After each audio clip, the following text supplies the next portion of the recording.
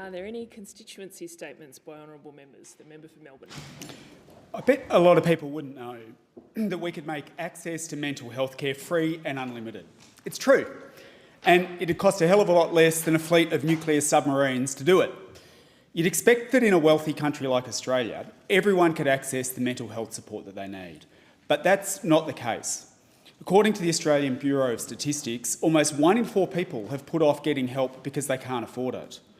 But right as rents, interest rates, grocery prices skyrocketed and the pressure on people intensified, what did the Labor government do? They cut access to Medicare subsidised psychologist sessions from 20 to 10. Suicide Prevention Australia warned that the changes would prevent people seeking help, and they were right.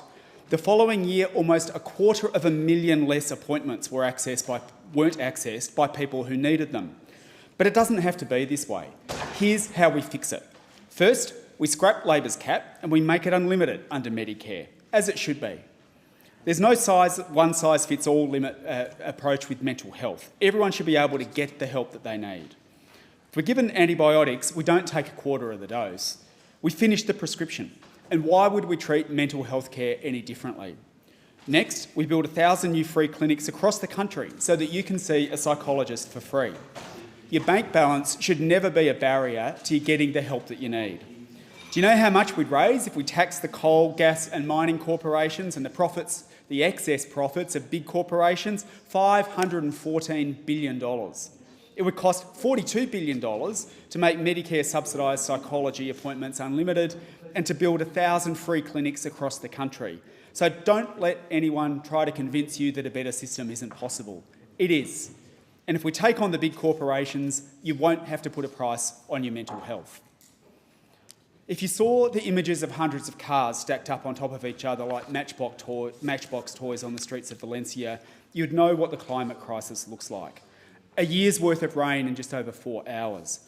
Over 200 dead across Spain. A disaster movie come to life.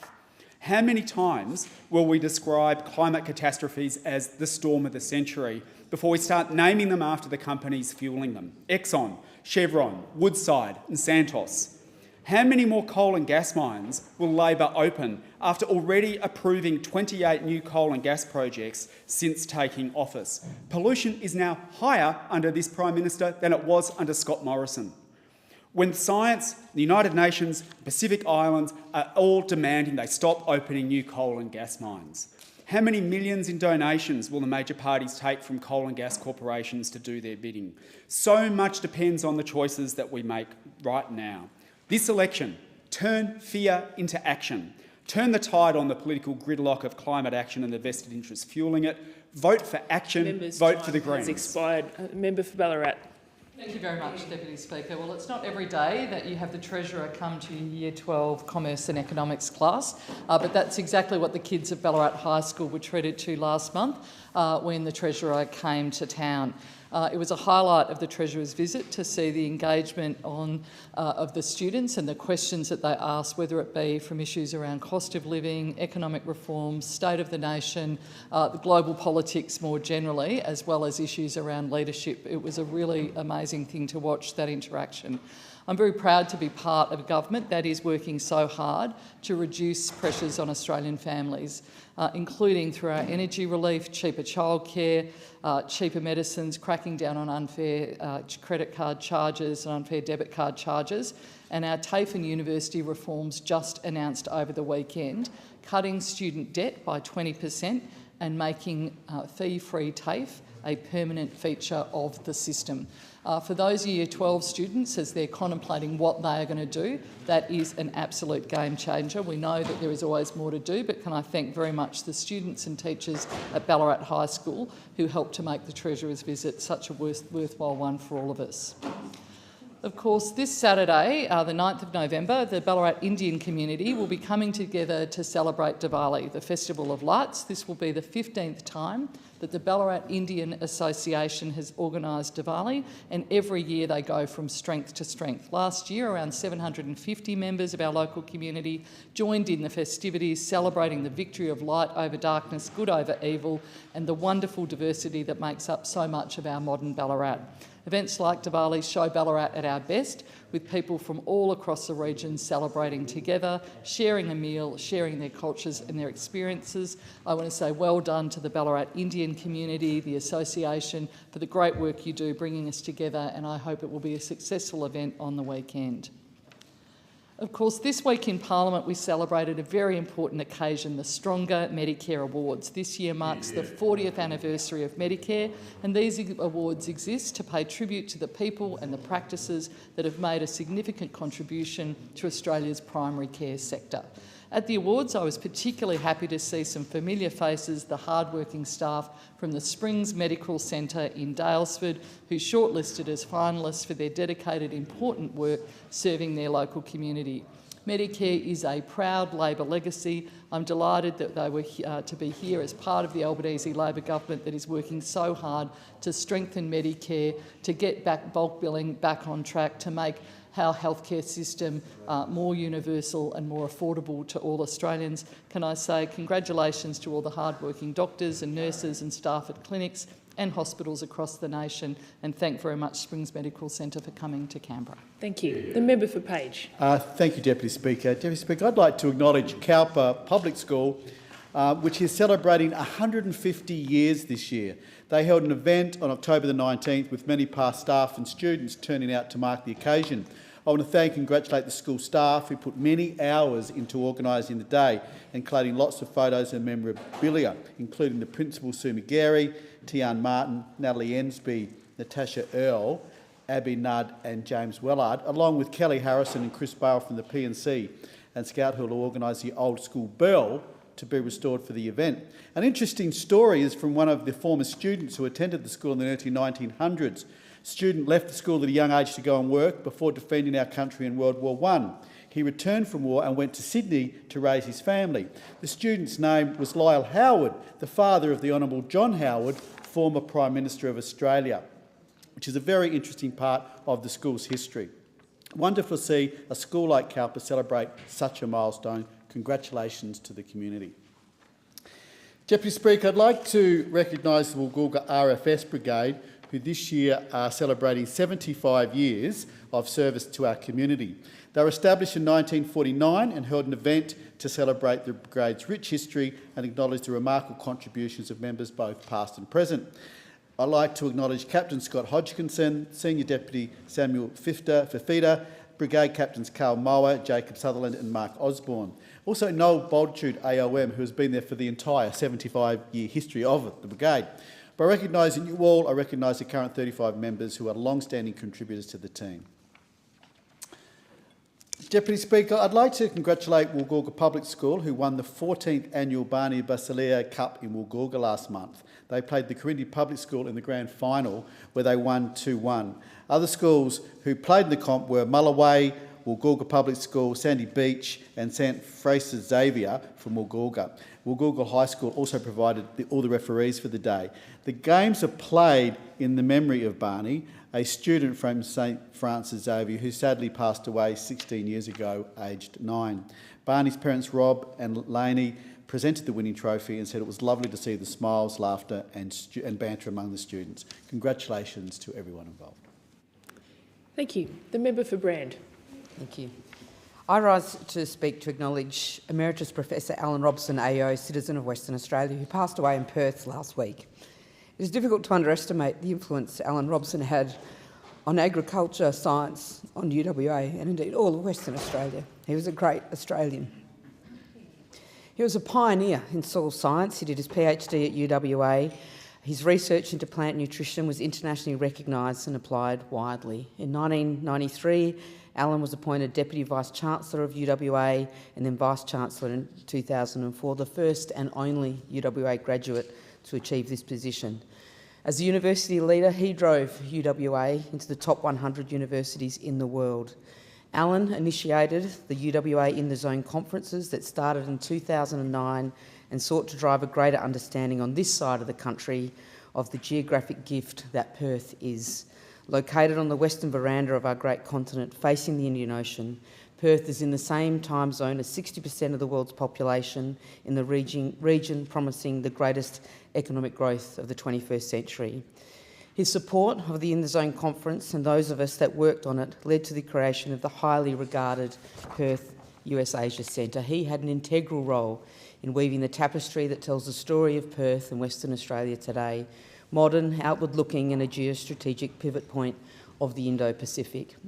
I was fortunate enough to first meet Alan in 1994 when I was a young law student and elected to the Senate of the university. I was even more fortunate to have worked for him as his Chief of Staff for a few years. His leadership continues to be an inspiration to me personally, and I'm sure to many others as well. There is no doubt in my mind that I would not have had the opportunity to become a minister in a federal government without the learning opportunities Alan Robson provided to me in those years we worked together. He changed my life, and I thank Alan for that. As anyone who worked at UWA when Alan was around knows, he knew everyone. He remembered the name of every person he met and would say hello to each and every one of them on any walk through the magnificent UWA Crawley campus that he loved.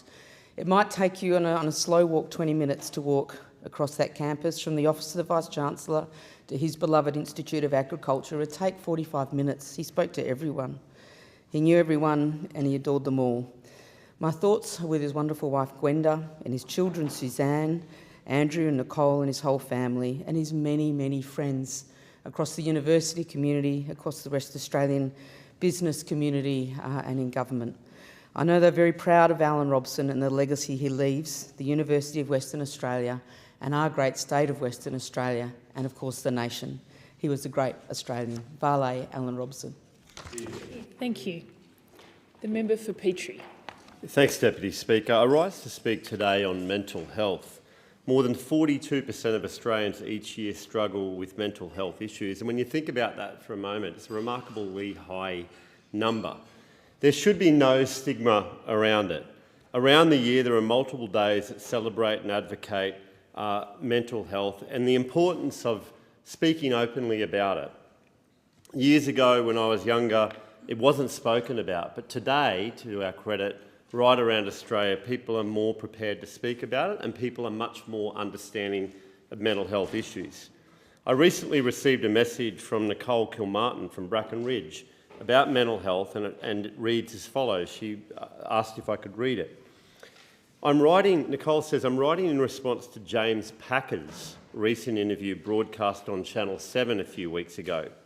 First and foremost, I want to extend a heartfelt thank you to James for speaking so openly about his experiences with bipolar disorder. As someone who shares the same condition, I know how difficult it can be, especially given the manic episodes we sometimes face. The media can be an overwhelming place for people like us, and for James to appear on television and talk so candidly is truly deserving of recognition.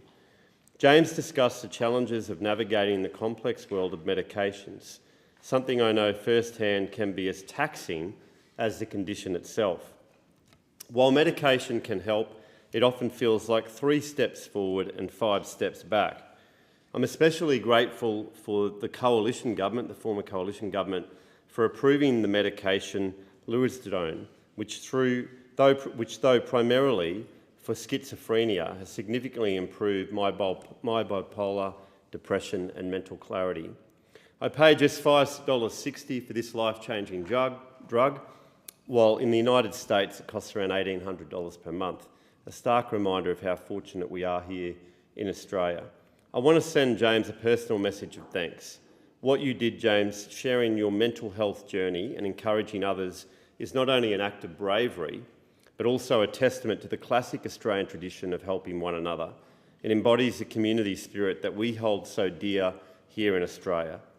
Mental health is becoming more common around our country and the world for that matter, and I encourage us all to become more educated with mental health issues and check up on our family, friends and co-workers regularly to break the ice around mental health. Thank you. The member for Isaacs. Thank you, Deputy Speaker. Today I'd like to talk about and talk to the extraordinary group of young people in my electorate of Isaacs who are sitting their Year 12 exams. I was lucky enough to meet with some of them recently. They told me about their challenges, the support they've received from their teachers, families and friends, and their hopes for the future. This time in life is a precious but often tricky one, leaving an old life behind and entering a new phase that you don't quite know the shape of yet. I want to reassure these young adults that no matter what happens in the next few months, you will find your own path, whether it leads to further studies, entering the workforce, or pursuing personal passions. Your resilience and determination will serve you well in whatever you choose to do. I would also say to these students, make sure you look after yourselves and seek help if you need it. Take time for self-care and reflection because your mental and emotional well-being is equally as important as your academic achievements. Life is not just about the milestones you reach, but also about the path you take to get there. Never hesitate to reach out when you need guidance or a listening ear. Use your support networks and surround yourself with people who inspire and care for you. Take pride in the countless hours you have devoted to your studies, the challenges you've overcome, and the growth you have experienced. This year may have tested you in ways you might never have imagined, pushing you to new heights of resilience and determination and revealing strengths you did not know you had. I want to acknowledge the hard work of all Year 12 students in my electorate, all of the hard work that you've done this year ahead of your exams. Every one of you has been delivered my certificate of encouragement and a 20-page school leavers guide packed with information to help you on the next stage of your journey. The certificates should also serve as a reminder to those students that your community is thinking of you. Through your life, the skills and strengths you've developed during this time will stay with you. Embrace the opportunities and challenges that come your way with confidence and a positive mindset. I wish all Year 12 students in my electorate of Isaacs and the nation the best of luck in the coming months.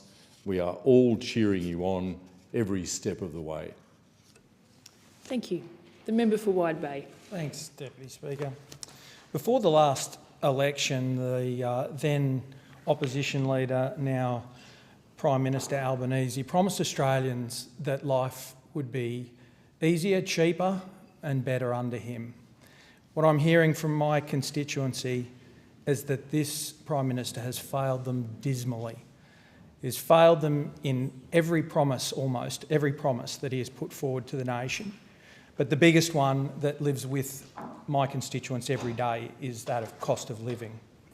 2 years after taking government, our country is in a household and consumer confidence recession. The price of everyday items, everyday cost of living items, food, groceries, electricity, they've all skyrocketed. We've seen an 18% increase in the cost of living since the Albanese government took the reins. Food has gone up 11%. Just to feed yourself, it's 11% more expensive now under this Prime Minister. Housing and rental costs have gone up 15%. Electricity has gone up 22%. Gas is up 25%. And core inflation peaked at 3.9%, consistently higher than the other major advanced economies around the world. And the thing about inflation is that it compounds when it comes to the prices of things that you rely on every day. It compounds, and that is why it is so urgent to get it back under control as quickly as you can. And that is what this government has failed to do. We are lagging behind the rest of the world when it comes to reining in inflation, which means people are paying more and more and will continue to pay more because of this government's economic settings. It's an absolute disgrace. Australians are worse off in terms of disposable income per capita, which has collapsed 8.7%. We had 6 quarters of negative per capita growth. That's the longest in 50 years. Productivity has collapsed, one of the most important metrics that we have in the economy. It's down 6.3%. Savings have collapsed 10.2%.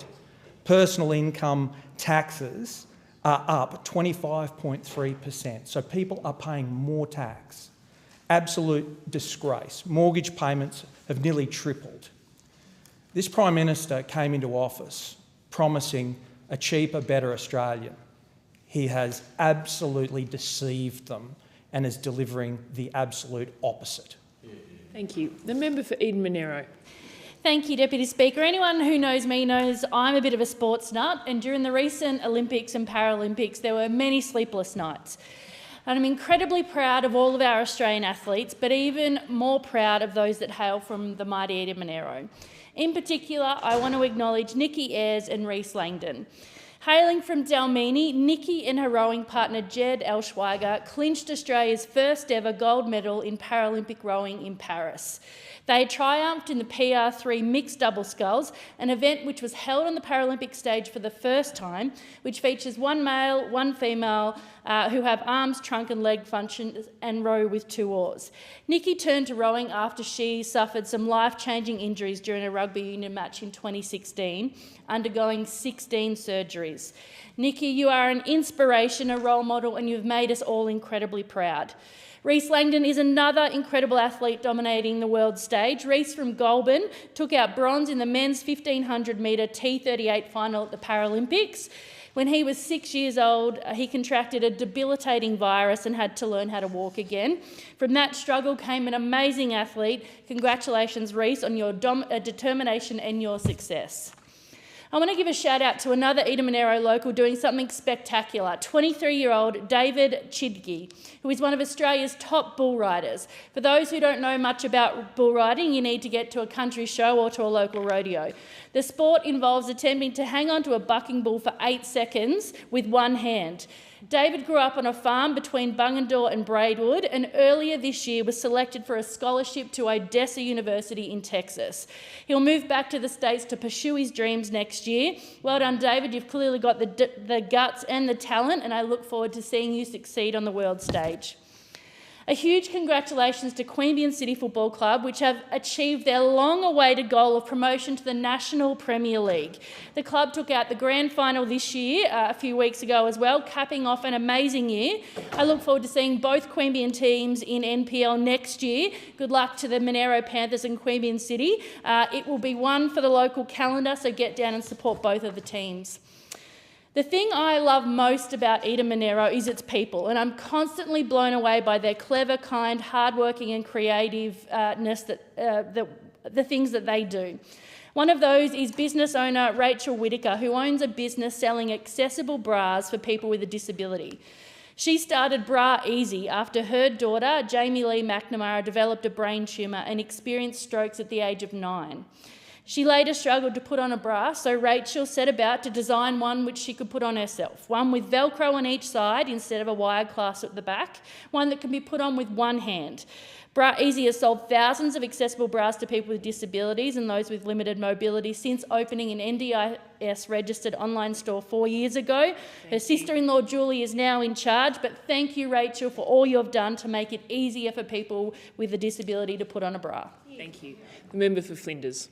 I rise to share some of the wise words of my young constituents who submitted speeches this year for the Raise Our Voices competition. First, 12-year-old Sam from Woodley Penbank wrote, "I would like to see in the next 10 years around the area I live in to have more shops because there are not many shops in Fingal. Most of Fingal is nature and no space for anything like Woolies, Coles and more. My closest Woolworths and Coles is in Rosebud. I know it's not that far, but it's not walking distance and it's a 20-minute drive. Secondly, I know this one can be hard, but sporting arenas. I play basketball and more sports, but there is no basketball courts or stadiums around Fingal, and it's a lot harder to play sports for a team if there are no stadiums around. Deep down, I would love to see more stadiums, like the Civic Centre in Mornington that has multiple sports grounds. I would enjoy that so much." Isla, aged 11, from the same school wrote, "My goal is to have the Mount Martha Beach and Marina Cove clean because there is no point of having beaches if they are full of litter. In 10 years, we need our beaches to be clean and beautiful. We should be able to swim in the bay and relax at the beach. Lots of families that go to the beach and prefer them to be clean. Some ideas that might help this problem are signs, bins, a pair of tongs and a bucket for people to take and pick up rubbish, or even boat and jet ski free beaches. We need to protect our wild and marine life. Birds and sea animals could eat rubbish and get sick and maybe even die. Wildlife can become tangled in litter or mistake rubbish for food and eat it, resulting in serious injury or death. And we can't achieve this by ourselves. We need your help. And finally, Melania, who's aged just 11, wrote in her addition to the competition, "I love playing volleyball and I think it's a great sport for small groups of young people. There is not a lot of volleyball clubs, which makes it harder for kids to try and reach their dreams of doing volleyball. And when I looked at volleyball clubs near me, I found only 2. If we start having more clubs and more areas where you can play, I think more kids would want to join and their dreams of doing volleyball can come true. I think that the government should make volleyball more popular and put more money into making it happen in schools and in sporting clubs. If we did this, we might have a chance of seeing our country play better in volleyball competitions. We had a men's and women's team in the Olympics, but neither team made it to the finals. If there was more volleyball teams around Australia, especially for kids, we might do much better at the Olympics. I love volleyball, and if you do this, many more young kids and young adults might have dreams of playing volleyball that can come true. My dream would come true because I love volleyball." Thank you. The member for Pearce. Thank you, Deputy Speaker. I rise to acknowledge the remarkable achievements of my local Pearce businesses at the 2024 City of Wanneroo Business Awards, wonderfully emceed by Christina Morrissey, and congratulations to the Wanneroo Business Association President Andy Kale for hosting this fabulous event. I'd like to congratulate the stars of the night, the award winners. Each of them has demonstrated exceptional dedication, innovation and resilience in their respective fields. Their hard work not only elevates their small businesses, but also enriches our entire community. The Best Business Owner-Operator Award was claimed by the Glasses Lady, highlighting Tracy's exceptional solo service and commitment to her clients. The Best Business 1 to 5, 6 to 14 and 15 plus employees awards went to the Flower Boutique, QPC and Nationwide Diesel Services respectively. The Best Startup Award went to Lighthouse Vets, acknowledging their innovative contributions to the community as a new business. The Customer Service Award was given to Choice Home Help, recognising their efforts in community service and engagement. The Honour of Innovation was awarded to Continuously Improving Perth Diesel Performance Proprietary Limited. The fabulous Pause for Wildlife won the Community Engagement Award for their work with native animals. The Tourism Award was given to the wonderful Mindari Marina, highlighting their role in promoting tourism. Belinda Filippi from Class Professionals was presented with the Employee of the Year Award. The Business Leader of the Year Award was Steve Greenwood and from Westbeam, and also Robbie Krakow from Westbeam was awarded the Trainee Apprenticeship of the Year, a wonderful business that Minister Ed Husick and I visited in May this year. The prestigious Business of the Year Award went to QPC Group, recognising their outstanding achievements across all facets of their business operations. It is also important to recognise and congratulate not just the winners, but all the 115 nominees and finalists who are committed to excellence in their field. The Albanese Labour Government understands the critical contribution that small businesses make across the country by offering genuine support with a recent budget provision of more than $640 million in targeted funding. Our fee-free TAFE is also a fantastic initiative that benefits small businesses designed to provide accessible vocational education and training. It also significantly benefits our small businesses by addressing skills shortages, reducing training costs and fostering long-term economic growth. Once again, a huge congratulations to all of my 2024 Business Award winners in Pearce, and thank you once again to the Wanneroo Business Association for the event. Thank you. Thank you. In accordance with Standing Order 193, the time for members' constituency statements has concluded, and I call the clerk. Government business, next order of the day, Migration Amendment, Strengthening Sponsorship and Nomination Processes Bill 2024, resumption of debate on second reading. The question is that this bill be now read a second time, and I call the member for Blair. Thank you, Deputy Speaker. I'm pleased to speak on the Migration Amendment Strengthening Sponsorship and Nomination Processes Bill 2024.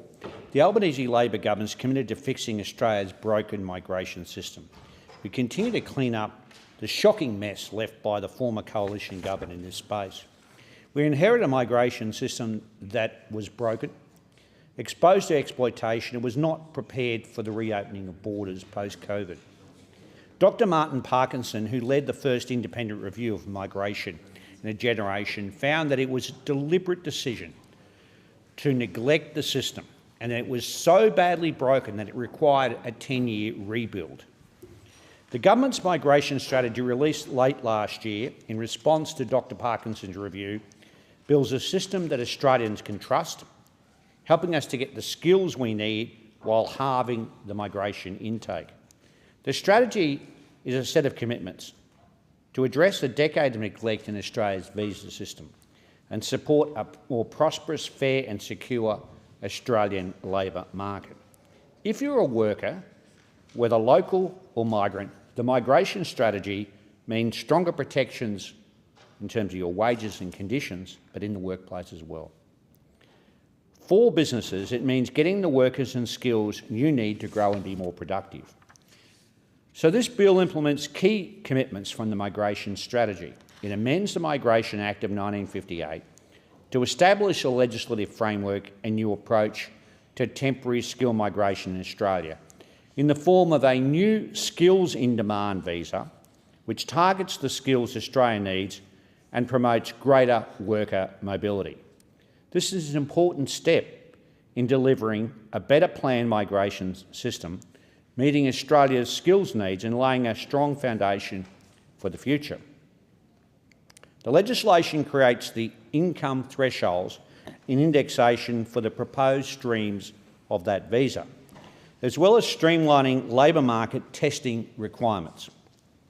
The bill will help secure the integrity of the skill migration program by setting minimum income thresholds for temporary skilled migrants in the Act itself and legislating annual indexation of these income thresholds, establishing a legislative basis to create a public register of approved sponsors, and providing that labour market testing be completed within 6 months, increased from 4 months, prior to the sponsor of a skilled migrant worker lodging a nomination.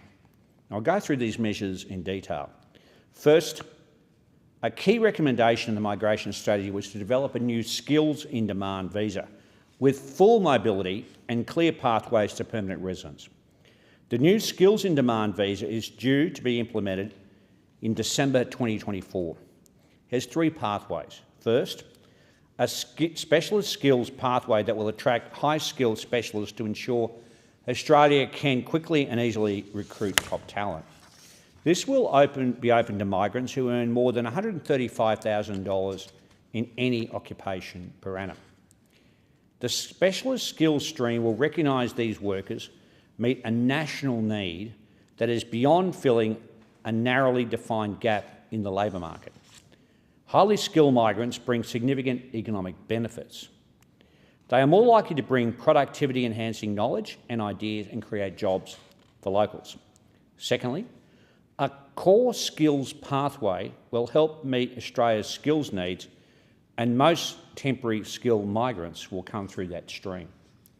This stream is designed to bring in skilled employees Australia needs now and in the future to ensure we're able to provide ourselves with the goods and services we need to support our way of life. Applicants will need to have an occupation on the occupational list compiled by Jobs and Skills Australia and earn more than the current temporary skill migration income threshold, commonly known as TISMIT, which was set at $73,150 as of the 1st of July this year. In addition to this, TISMIT will be renamed Core Skills Income Threshold. Thirdly, there will be an essential skills pathway which is supporting the migration of low pay, that is, below TISMIT workers with essential skills. The policy settings for this stream are still to be developed and further announcements will be made in due course. Now, on the indexation of thresholds, the bill legislates the income thresholds for the specialist skills and core skill streams of the skills in demand visa, and legislates their index annually in line with local Australian wages. Indexing these income thresholds is an important part of maintaining the integrity over time of the migration program, ensuring the temporary skill program remains targeted towards higher skilled migrants, supporting the wages of migrants and Australians. The provision of legislated minimum income thresholds for the streams in the skills in demand visa will ensure that people working on those visas are less vulnerable to exploitation. This will guarantee that migrant wages will increase alongside Australian wages and ensure Australian workers and workers generally receive fair remuneration through indexed salary thresholds. Indexing these thresholds is critical to protecting wages and conditions for local workers, something that the Coalition was never capable or had policy intent to do. This is good for all workers, regardless of where they're from. This is about making sure the skilled migration system does what it says it does and helps us to maintain a social licence for our skilled migration program. It will put some downward pressure on net overseas migration. Currently, indexation of the TISMIT needs to be done by amending regulations every year, something the Coalition refused to do. Legislating the indexation in this way will mean the income thresholds always remain in line with Australian wages. And placing such a threshold in the Act and making it subject to annual indexation, instead of continuing to specify it in a legislative instrument made by the Minister, provides greater certainty for sponsors and workers going forward, while providing greater strength to restore integrity in the migration system. For a long time, Labor called for indexation of these important salary thresholds. For too long under the Coalition, these salaries were not indexed and the TISMIT remained at $53,900 per annum from the 1st of July 2013 to the 30th of June 2023. Now get that, Deputy Speaker. For 10 years nearly, the TISMIT remained the same. That is has an impact of driving down wages. Shall I say that the former Finance Minister, Matthias Cormann, said that driving down wages was a deliberate design feature of the Coalition's industrial policy. And that is a key measure that they undertook to drive down wages in the workplaces of Australians. When I was the Shadow Minister for Immigration and Border Protection, we called for indexation of these important salary thresholds in the lead-up to the 2019 election. Again, in 2022, Labor had a commitment to raise the TISMIT. The minimum amount a migrant must be paid to be eligible for temporary skill migration. At neither election did the LNP government federally support that. Neither election. Given the opportunity, knowing Labor was prepared to do that, on neither occasion did they take the opportunity to be bipartisan to lift up the wages and conditions of Australians. On the 1st of July 2023, we delivered on our promise with the TISMIT increasing from $53,900 to $70,000 and the index this year to $73,150 from the 1st of July 2024. Now contrast that with those opposite. Stagnant for nearly a decade. Despite the fact that the now Leader of the Opposition commissioned a review into this income threshold before those two elections I referred to in 2019 and 2022. In 2017, he commissioned a review into the TISMIT 2 years before the 2019 election, when he was the Minister, the Leader of the Opposition, was the Minister for Home Affairs, which recommended, that review recommended it be indexed annually. And in 2017, 18, 19, 20, 21 and 22, they didn't do it. At no stage. Given the opportunity from 2017 2013 to 2017, without a review, nothing. Post a review, even though they were told to do it, they didn't do it. They completely ignored the recommendation. They had absolutely no interest in getting wages moving and no interest in managing the migration system properly, listening to that review which they commissioned themselves. In terms of streamlining labour market testing, the bill will make amendments to the Migration Act to make labour market testing valid for 6 months, up from 4 months, providing flexibility to businesses to meet their skills needs and labour market testing requirements while still being required to attempt to fill a position locally. Local workers given the chance before sponsoring a migrant worker. Finally, the bill supports greater transparency in the skill migration system and supports the government's attempt to enable mobility for migrant workers. This was a commitment in the migration strategy to enhance worker mobility and tackle temporary skill migrant worker exploitation by establishing a legislative framework to underpin a public register of approved worker sponsors. This is a list of businesses approved by the Department of Home Affairs to sponsor migrant workers. The public register will include the names of approved sponsors, the postcode associated with the approved work sponsors ABN, the number of sponsored workers and their occupations. The register will assist with mobility by helping temporary skilled migrant workers to find a new sponsor if they wish to change jobs. And that register will encourage transparency and is a resource for temporary skilled migrant workers to check that their sponsoring employer is legitimate and do the right thing. Again and again, whether it was in Ipswich or the Lockyer Valley or any parts of South East Queensland or in regional Victoria or in regional New South Wales or in WA, when I was the Shadow Minister, I recall meeting workers who were exploited during this time. Those opposite could have done this, could have done this. They should have done this, but they failed to do this. It's taken a Labor government to do it. There was a report by a parliamentary committee looking at the abuses in the migration area. Recommendations, strong recommendations in this area. It didn't take a report commissioned by the minister. There was ample reports about exploitation in this area, which those opposite refused to take up the recommendations, refused to act on the exploitation of workers in the agricultural sector, in the mining sector, in retail and hospitality and aged care and childcare. They refused to do it. They never acted on it. If we include a postcode registered with approved sponsors, it will enable migrants searching for mobility to identify employers nearby and increase the practicality of the register. This will provide greater protections and oversight transparency. It will help tackle migrant worker exploitation and the misuse of the visa system. The register will provide a resource to check a sponsoring employer is legitimate and allow for greater transparency, monitoring and oversight. It's worth noting that the skills in demand visa and the broader migration strategy were subject to broad consultation across government, unions, business, civil society, international education sector and the wider Australian community. This bill draws on the key findings of the Migration Review, and there were 483 public submissions it received.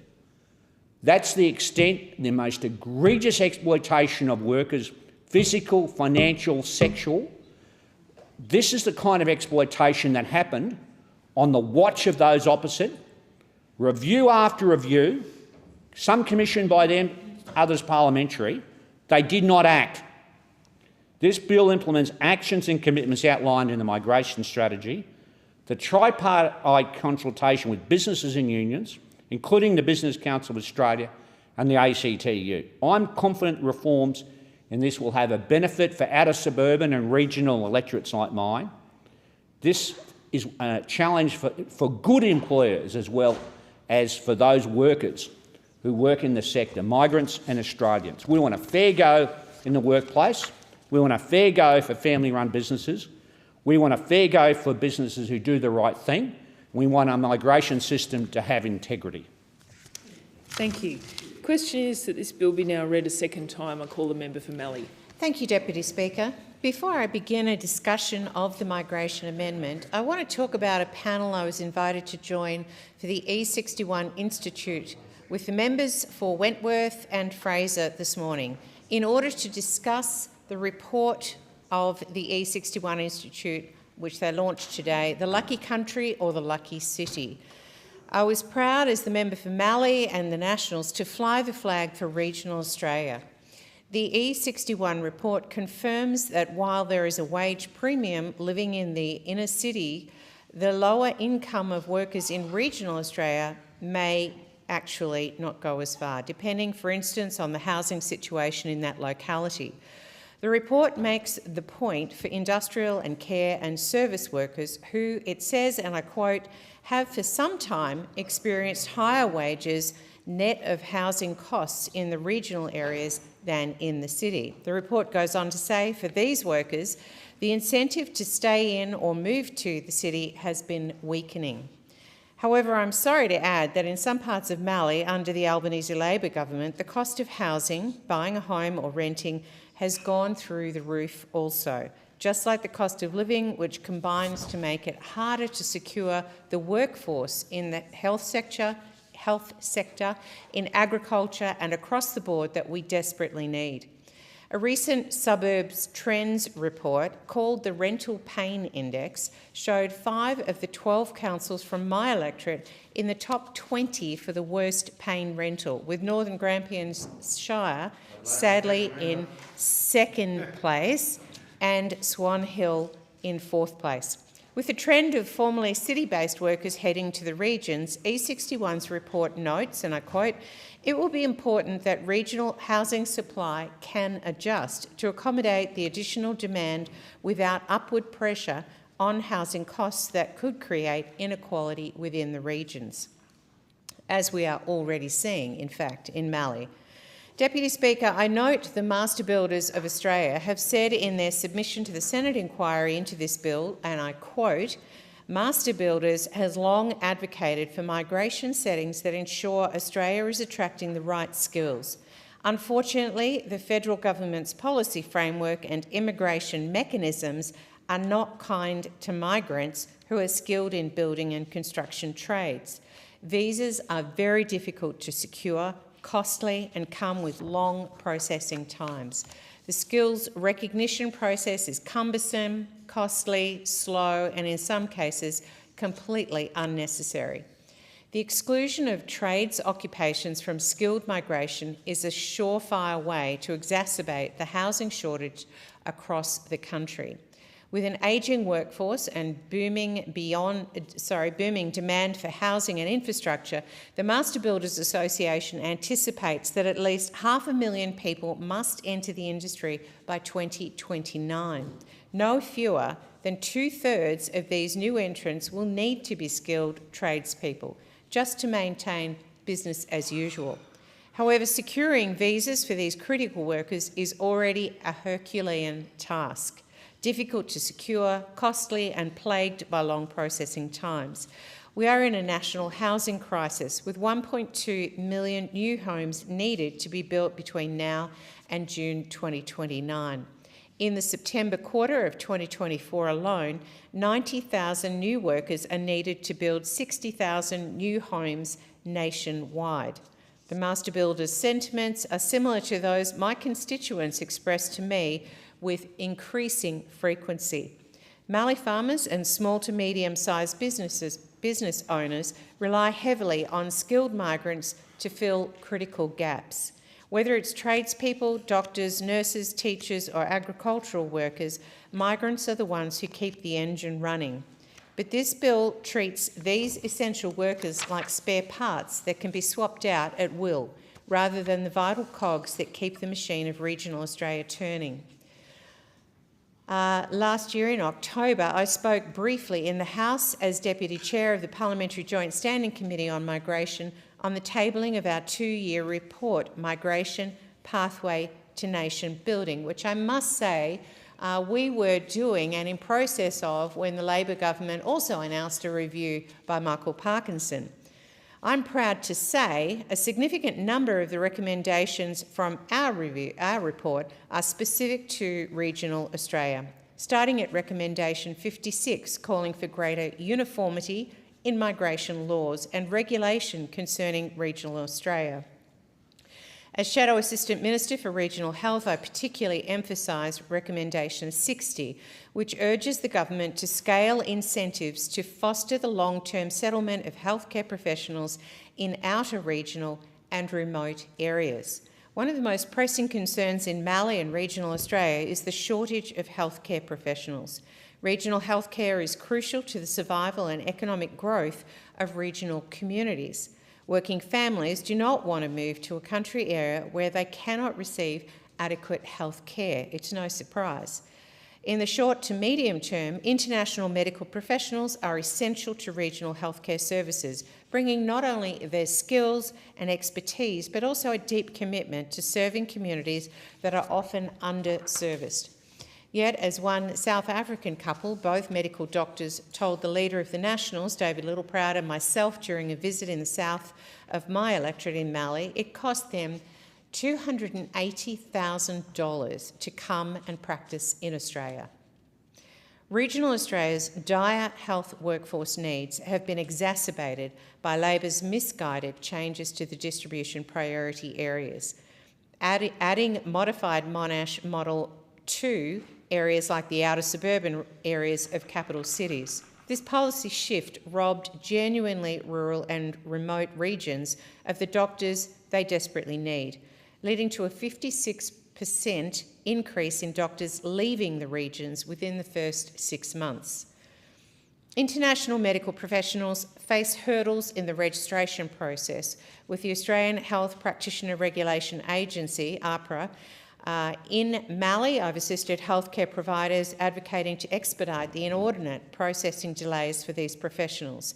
In some communities, patients rely on one doctor. Denying medical care to hundreds or thousands of regional Australians due to bureaucratic red tape is dangerous for people's health and frustrating for the doctors whose ability to practice is jeopardised. Deputy Speaker, this bill could make the situation worse by creating additional compliance requirements for sponsors, potentially leading to even longer delays in bringing skilled medical professionals to our regions. AHPRA must be held accountable for these delays, and the government must take immediate action to address inefficiencies in the system. Australia also faces a critical shortage of at least 110,000 direct aged care workers within the next decade, with an annual shortfall of 30,000 to 35,000 according to the Centre for Economic Development Australia. If these shortages persist, we won't have enough workers to meet the basic care standards recommended by the Royal Commission. With low-skilled migration levels and a sector attrition rate of around 65,000 people per year, the situation is dire. Regional areas like my electorate are hit hardest by these shortages. What's bleak in the city is even more severe in regional Australia. The Nation Building report noted on sponsorship that the Law Council, and I quote, "The Law Council highlighted inflexibility and opacity in the employer-sponsored visa program that impedes the ability of businesses to attract and retain workers to service their needs." They called for better communication and assistance to sponsoring employers to help navigate the complexity and ensure the lodging of decision-ready applications and ultimately contribute to a more streamlined process, end quote. As I said at the tabling of the Nation Building report, the Master Builders also queried whether regional sponsors ought to be exempt from paying for the Skilling Australia's fund. And I repeat what I said then, that there is some force to this submission. For agriculture, the Nation Building report noted, and I again quote, "The National Farmers Federation drew attention to the significant costs associated with skills shortage visas, encompassing visa fees, assistance from migration agents or other experts, and the requirement for sponsoring employers to contribute to the Skilling Australians Fund.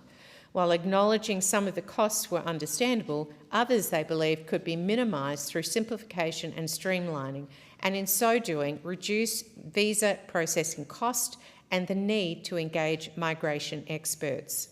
End quote. Recruiting farm labour has always been a challenge, with 57% of farms struggling to find adequate workers. Skilled workers have been instrumental in filling these gaps. Farmers face significant challenges in securing enough workers during peak seasons. The potential penalties for non-compliance are deterring some farmers from participating in sponsorship schemes altogether. The Senate Legal and Constitutional Affairs Legislation Committee concluded its review of this bill in September, and I highlight Senator Scarr's additional comments to that report. The Albanese Labor government significantly hiked the TSMIT, temporary skilled migration income threshold, from $53,900 to $70,000, and again this July to $73,150. Small businesses in the Mallee electorate are shocked at what they must now pay to secure workers. Senator Scarr noted that this bill proposes changing the TSMIT to 3 other thresholds, the specialist, core and essential skills income thresholds, with the aim of reducing the likelihood of a skilled migrant displacing an Australian worker. That reads like something written by the unions. And here we are in a relatively full employment economy where regional Victoria has the nation's lowest unemployment rate of 3.9%. The Victorian Labor government has been celebrating regional Victoria's low unemployment rate, for instance, welcomed with fanfare when it was as low as 2.4% in September 2023. According to the Victorian government's 3-month average figures, regional unemployment is as low as 1.2% in Warrnambool and southwest Victoria and 1.3% in Shepparton. However, I have to emphasise that it's actually 5.4% in my electorate of Mallee and the same in Gippsland. Deputy Speaker, regional Australia is the backbone of our nation, contributing the farmers, the builders and the engineers of our prosperity, feeding and clothing the nation and the world. I made these very points recently, marking the centenary celebrations at Robinvale, where I had also taken the Migration Committee during our 2-year report deliberations. Migrants of Italian and Greek origin in particular have underpinned Robinvale's economic success as an irrigation powerhouse. Instead of adding more layers of bureaucracy, we should be looking at ways to streamline the process for bringing skilled migrants to regional areas. This could include faster processing times for regional sponsorships, reduced compliance burdens for regional employers, and greater support for organisations that sponsor skilled migrants. When you consider the migrant workforce in my region and the inordinate percentage of my electorate officers' work spent in progressing migration matters, the government should consider a dedicated migration navigator in Mildura to streamline processing. It's not good enough to outsource expediting of visas to members of Parliament offices where we have no jurisdiction. There has been a significant increase in Mallee small business constituents coming to me wanting me to help them to navigate the visa system. Some have been priced out of affording workers due to the TSMIT changes. Others can't afford migration agents or lawyers, and the department is not in a position to provide government guidance. It feels as though Labor, by design, are trying to crush small business into submission, into insolvency in record numbers, so that unionised big business and government-run agencies can theoretically step in to run the country. However, we on this side of the House pay attention to history and outcomes. We know that Labor's controlled economies do not benefit the regions, but rather capital cities, and therefore robs regions to buy votes in the inner cities. I urge the government to reconsider the provisions of this bill and to work with regional communities to develop policies that support their growth and development. After all, we've seen this movie before, Deputy Speaker. Labor comes in with rushed immigration legislation, leaving loopholes that need to be fixed later on. Our regional communities deserve better resources and better outcomes. You call the member for Moreton. Thank you, Deputy Speaker. This continent has a long history of migration. The first black feet were placed on this continent around 60 to 100,000 years ago in Queensland. The first white feet belonged to the Dutch navigator Wilhelm Janssen, who on the 26th of February 1606 at the Pennyfather River on the western side of Cape York set foot. 1606, so 164 years before Lieutenant Cook raised his flag up at Possession Island in the Torres Strait. Interestingly, Torres sailed through but didn't actually stop in Australia, but he still has the Torres Strait named after him. He didn't stop. Wilhelm Janssen wanted to call the place he set foot New Zealand, but the name never actually took off. But just for the record, I want to say that Queensland had that name first. So we even had New Zealand before New Zealand, as I'm sure some people might be interested to hear. So the place across the ditch should be called the second best New Zealand, as I'm sure everyone in this chamber would testify. But anyway, migration, obviously a long history of migration, and it's good to see that Queensland was involved right from the start, because migration has always been central to the Australian story, although in the 1960s and 70s, Queensland had a lower than normal intake of migrants, even though that great wave of migration that occurred after World War II, not as many came to Queensland. But there have been many iterations of migration schemes and policies, some of which we can be proud, and some of which were downright shameful, as in Queensland also. We've got a major city named after Townsville, a guy who was a slave trader in terms of blackbirding the so-called slave trade in Queensland. Sadly, it is sometimes still necessary these days to counter despicable anti-migration rhetoric when it is used by those seeking to encourage fear and division in our society, especially some of those extremist parties, those fringe protest parties who are even in the federal parliament. Migration policies were shaped by the prevailing social, cultural and political norms and economic imperatives of different eras. But I think it was Menzies particularly who saw that 4.2 million people arrived in the 40 years after the end of World War II. And those people brought with them cultures, languages, arts and food, and bolstered the Australian workforce with their skills, expertise and labour. This was part of the populate or perish drive for migration. It was a key component of the nation-building plan, and it led to a booming economy. The numerous different approaches to migration through the years speak to the need to revise and update policy on a regular basis to both meet changing Australian requirements and benefit the nation, and look at what's going on around the world. Deputy Speaker, this did not happen under that conga line of Abbott, Turnbull, Morrison governments. In fact, at the end of the 9 years of Conservative chaos, the migration system was in such a mess that the independent reviewer, the very well-respected Dr. Martin Parkinson, described it as badly broken after years of deliberate neglect. With a lack of direction during these years, migration did little to provide economic benefit, and it did not boost labour productivities, whereas it is actually the lowest hanging fruit. People arrive, schooled, educated, fed, trained, and they're here on our shores ready to work.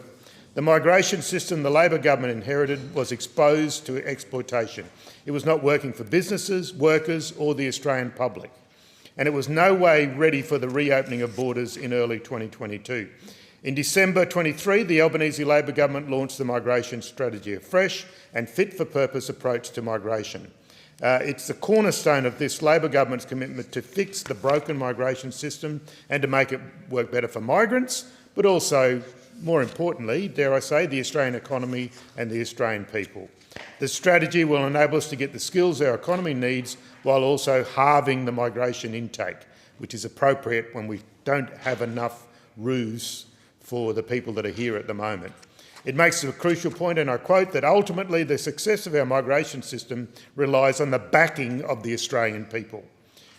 That's why one of its key aims is to rebuild social licence by returning migration levels to normal. It will fix the visa backlog of almost 1 million that we inherited, the visa system abuses. It'll resolve issues in international student numbers.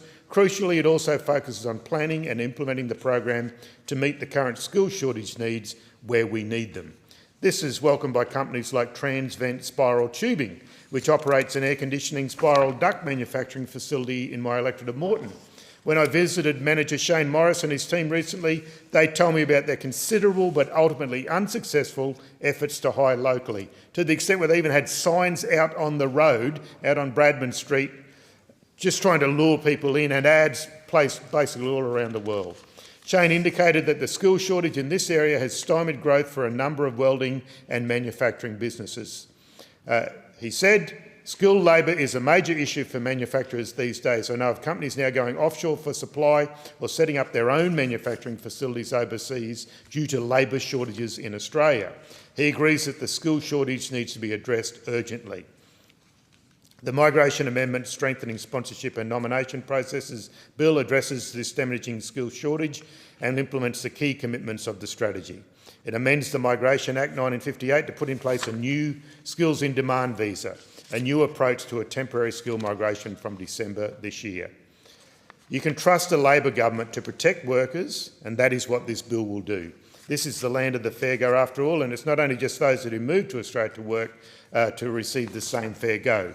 The annual indexation of the thresholds is a requirement to protect wages and conditions, both for local workers and for migrant workers. We don't want our migrant workers to be vulnerable and exploited, and ensuring that migrant wages increase alongside other wages protects against that. Indexation of income thresholds was recommended as far back as 2017, when the Leader of the Opposition commissioned a review. It will come as no surprise that the former government failed to act on this recommendation. The temporary skill migration income threshold was $53,900 on the 1st of July 2013, and it was exactly the same amount on the 30th of June 2023. Unbelievable. More proof that the former government wasn't interested in getting wages moving. And I always remember Minister Matthias Cormann, who belled the coalition cat when he said low wages are a deliberate design feature of their economy. The coalition definitely wasn't interested in the efficient management of the migration system. So this bill addresses the problems left to us by implementing 3 streams. The first is the specialist skills pathway, designed to attract highly skilled specialist workers. The income threshold for them will be $135,000, and it's open to migrants in any occupation who earn more than that. The second stream is called the core skills pathway. To meet the needs of Australian employers, applicants need to meet the occupations listed in the Jobs and Skills Australia list. They also need to earn more than the current skilled migration income, which has been indexed to $73,150. We'll rename this to the core skills income threshold. The occupations included on the core skills occupation list are not prioritised, and there are no limits on how many occupations can be listed. There's also no limit on the number of visas that can be granted for any given occupation. The number of visas will be driven by the level of demand from employer sponsors, meaning that business need is the driving force. The third stream, the essential skills pathway, will promote the migration of workers with those essential skills. The parameters of this pathway are still under development and will be announced soon. Another key facet of this bill is the development of a public register of sponsors. This will have the benefit of increasing transparency in the system and engendering public trust. The public register will contain a list of businesses approved by the Department of Home Affairs to sponsor migrant workers. The register will make it easier for temporary skilled migrant workers to change jobs, as they'll be able to consult the list to find a new sponsor if things aren't working out in that workplace. The register will contain information such as the business's number of sponsored workers and their occupations. It will also include business location information to make worker mobility easier and more efficient, while still ensuring the workers are directed towards high needs areas in the economy. It will give migrant workers the confidence that their employer is legitimate and therefore decrease the possibility of exploitation, which no one would like. The bill also implements changes to labour market testing, making it valid for 6 months rather than 4. This will benefit business who have increased flexibility to meet the testing requirements and resolve their skill shortage needs. Deputy Speaker, this bill is focused on responsibly continuing Australia's commitment to migration, our multicultural community and our worldwide connections. It will develop and maintain a more prosperous, more fair and more secure labour market in Australia. It will work for businesses by securing the workers they need when they need them and promoting business growth and prosperity. And crucially, it will benefit workers by securing protections for wages and conditions through index salary thresholds. This bill will ensure sustainable migration levels and ensure we get the skills that are in demand to boost productivity. Labor's plan for migration sets us up for the future, and I commend this bill to the House. Thank you. I call the member for Fowler. Thank you, Deputy Speaker. In early July this year, an Australian family-owned business over 55 years, B. Campbell, reached out to me to share their struggle to recruit skilled meat workers, despite their efforts to attract and train local workers. This industry is labour-intensive, and the reality is that skilled meat workers are notoriously difficult to recruit. Unfortunately, this critical challenge to its business has compelled B. Campbell to source some of its skilled workers from overseas to remain viable. The current temporary skilled migration income threshold is set at a level relevant to industries such as nursing, IT and engineering. Skilled meat workers earn significantly less than these professions. Essentially, B. Campbell is faced with three major hurdles in recruiting skilled meat workers. One, attracting local skilled meat workers to meet their business needs. Two, local workers are not entering the meat processing industry as they can earn the same or more in other less laborious industries. And three, the TISMIT is set well above the rate of pay for locally recruited skilled workers in the meat industry, creating a major barrier to recruiting overseas skilled workers. As a consequence of these major hurdles, B. Campbell is now considering the possibility of downsizing the business in order to survive. They are one of the largest meat processors in Australia, and scaling back the operations due to a lack of workers can only be bad for our economy and bad for consumers. Skilled migration has long been a cornerstone of Australia's economic growth, contributing to our diverse and dynamic workforce. Over the years, our migration policies have evolved to meet the changing needs of our economy. However, the significant shift in our skilled workforce landscape is a matter of concern. And as the federal representative of an electorate that includes businesses grappling with a shortage of skilled workers, I'm deeply concerned about the implications of these changes. To be clear, I welcome the long overdue reform of our migration system, and I welcome the government's effort to create a more equitable balance for both employers and migrant workers. However, it is crucial that we carefully consider the impact of these reforms on all stakeholders involved. B. Campbell is only one example within the meat processing industry facing challenges in hiring skilled migrant workers. However, this pressure is felt across many other industries. I opened this speech by sharing this case because it shows where the migration system is not working and redress is urgently needed. Under this bill, the TISMIT will be replaced with core skills income threshold of $73,150 and a specialist skills income threshold of $135,000. The government's rationale of a legislated minimum income threshold is to ensure that migrants coming to Australia to work are not vulnerable to exploitation and that there is a fair remuneration through index salary thresholds. This sounds like great intentions. The majority of skilled migrant workers fall under the core skills stream, earning a minimum of $73,150 per year. This threshold is significantly higher than the award rates for skilled meat workers under the Meat Industry Award. I'm fully in agreement that the new scheme may offer greater protection for migrant workers, but my question is the government also taking into consideration the struggles SMEs employers are currently experiencing in attracting skilled workers? In a manufacturing roundtable with many local SMEs in Fowler recently and Western Sydney that I held, the majority expressed the challenges their businesses are facing in finding local workers while facing the escalating costs of rent, wages, materials, compliance, freights and goods. Businesses like B. Campbell have made it clear to me that they are concerned that increased thresholds will cause inequity between overseas and local migrant workers, and they need to bring in this specific meat processing skill workforce to meet customer demands, create job opportunities. Otherwise, they will be forced to scale back their operations. Each industry has unique market remuneration standards. It's not a one-size-fits-all legislated threshold. If the government has engaged extensively with our SMEs, the likes of B. Campbell, Primer Goods, they would surely understand that this one-size-fits-all wouldn't work. I asked the government to conduct further consultation on whether a simplistic legislative income threshold is the optimal solution, or whether there is a fairer way to set remuneration that balances the needs of skilled migrant workers and employers. With regard to legislating a publicly available sponsor register under Section 140 GE as a sponsor register, as a mechanism to prevent migrant worker exploitation, I'm concerned about the unintended consequences. My husband often says the road to hell is paved with good intentions.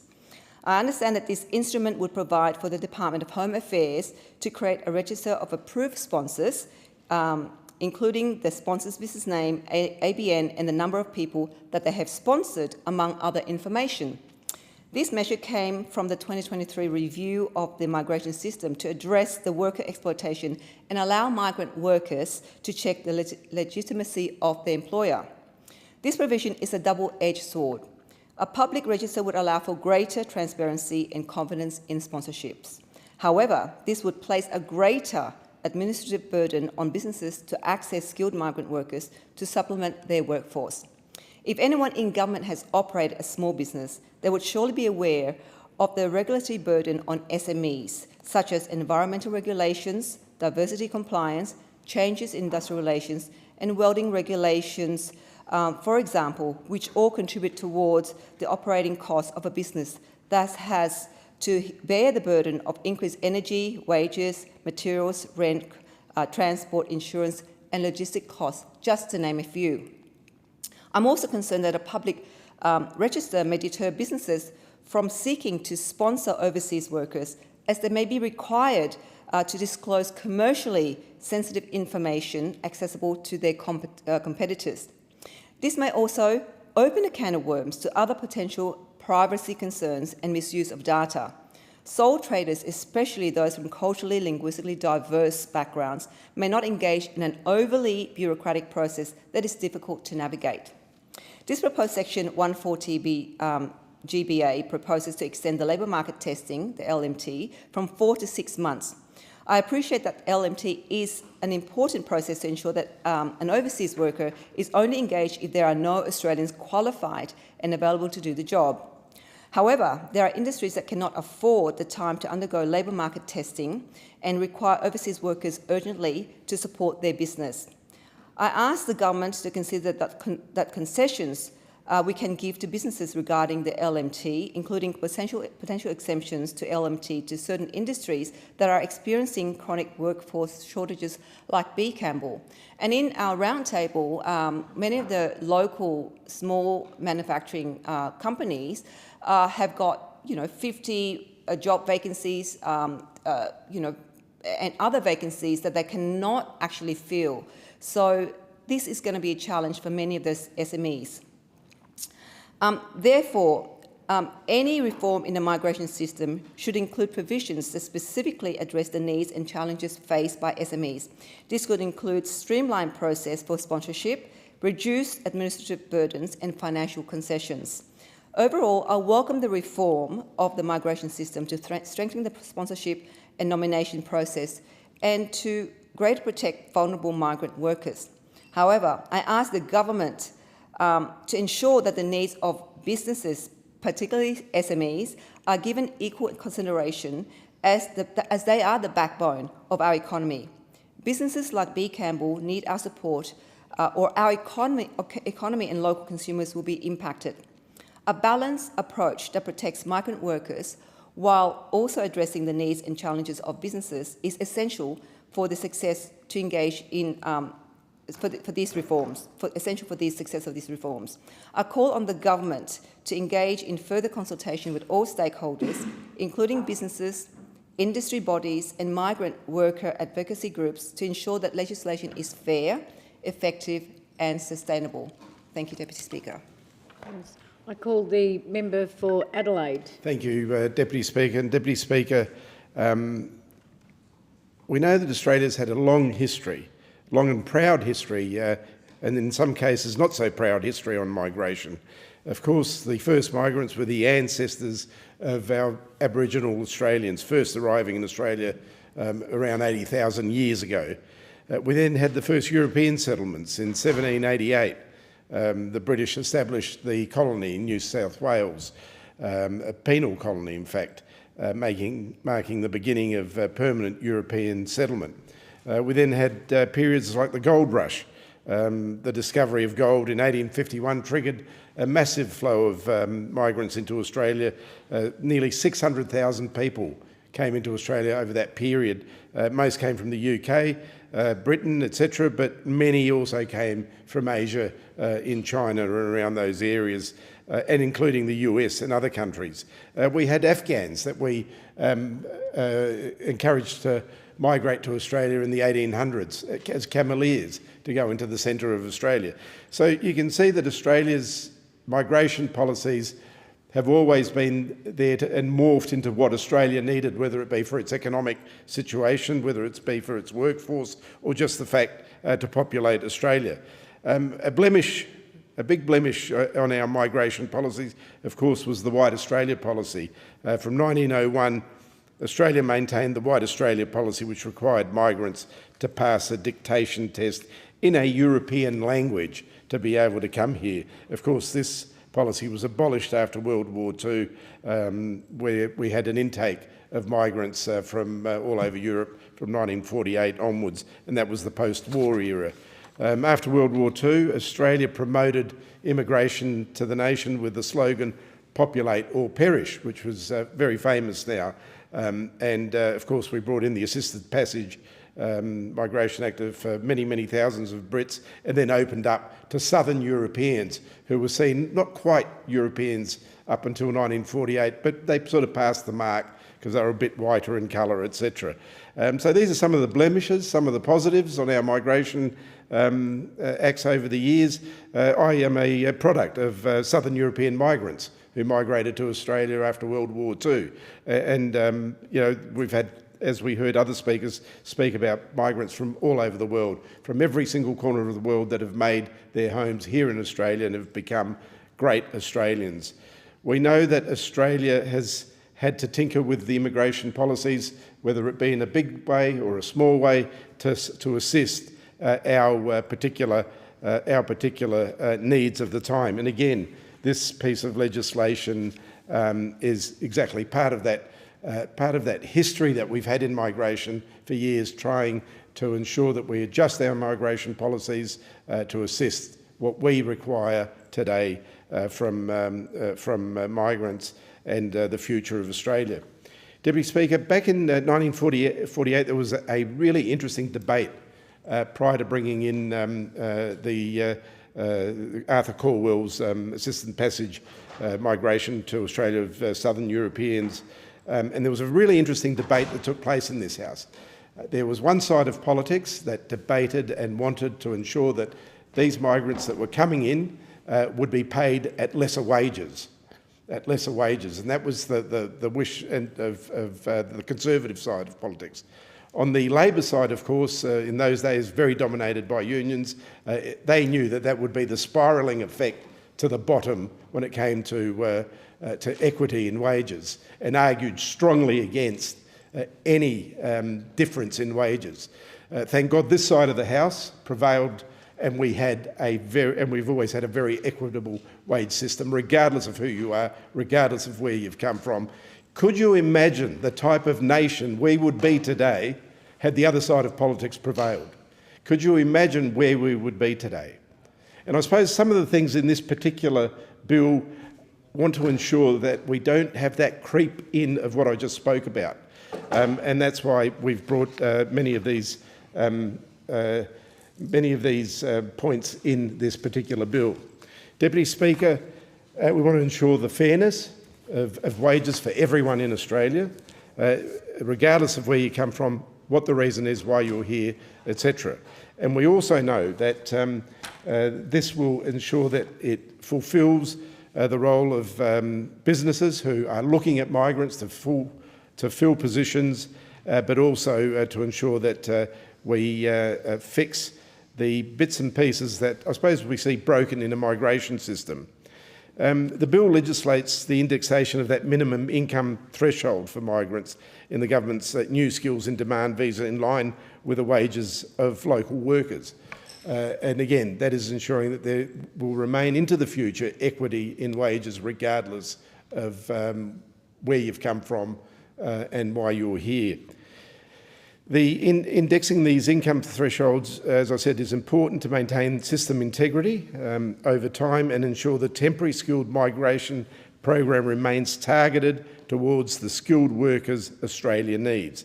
And this is about making sure the skilled migration system does what it says on the label.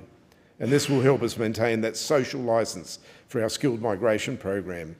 Indexing these thresholds is absolutely critical to protecting wages and conditions for local workers and ensuring that migrant workers are not vulnerable to exploitation.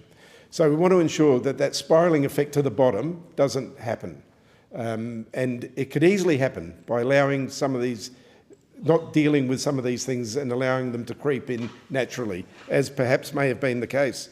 And we want to make sure that, as I said, that wages are equitable for everyone. The bill also supports greater transparency in the skilled migration system and supports the government's commitment to enabling mobility for migrant workers. And this is about the public register of sponsors, being able to register so migrant workers that have come here on temporary skills migration visas to be able to apply for another job if there is one which fits their skills but is also registered, allows that movement of workers in the workforce. And the register will assist with mobility, helping temporary skilled migrant workers find a new sponsor if they wish to change jobs, and also giving them the ability to choose if they're not happy where they are. All of us here, anywhere in Australia, can pick and choose if we want to leave where we're working and go and apply somewhere else.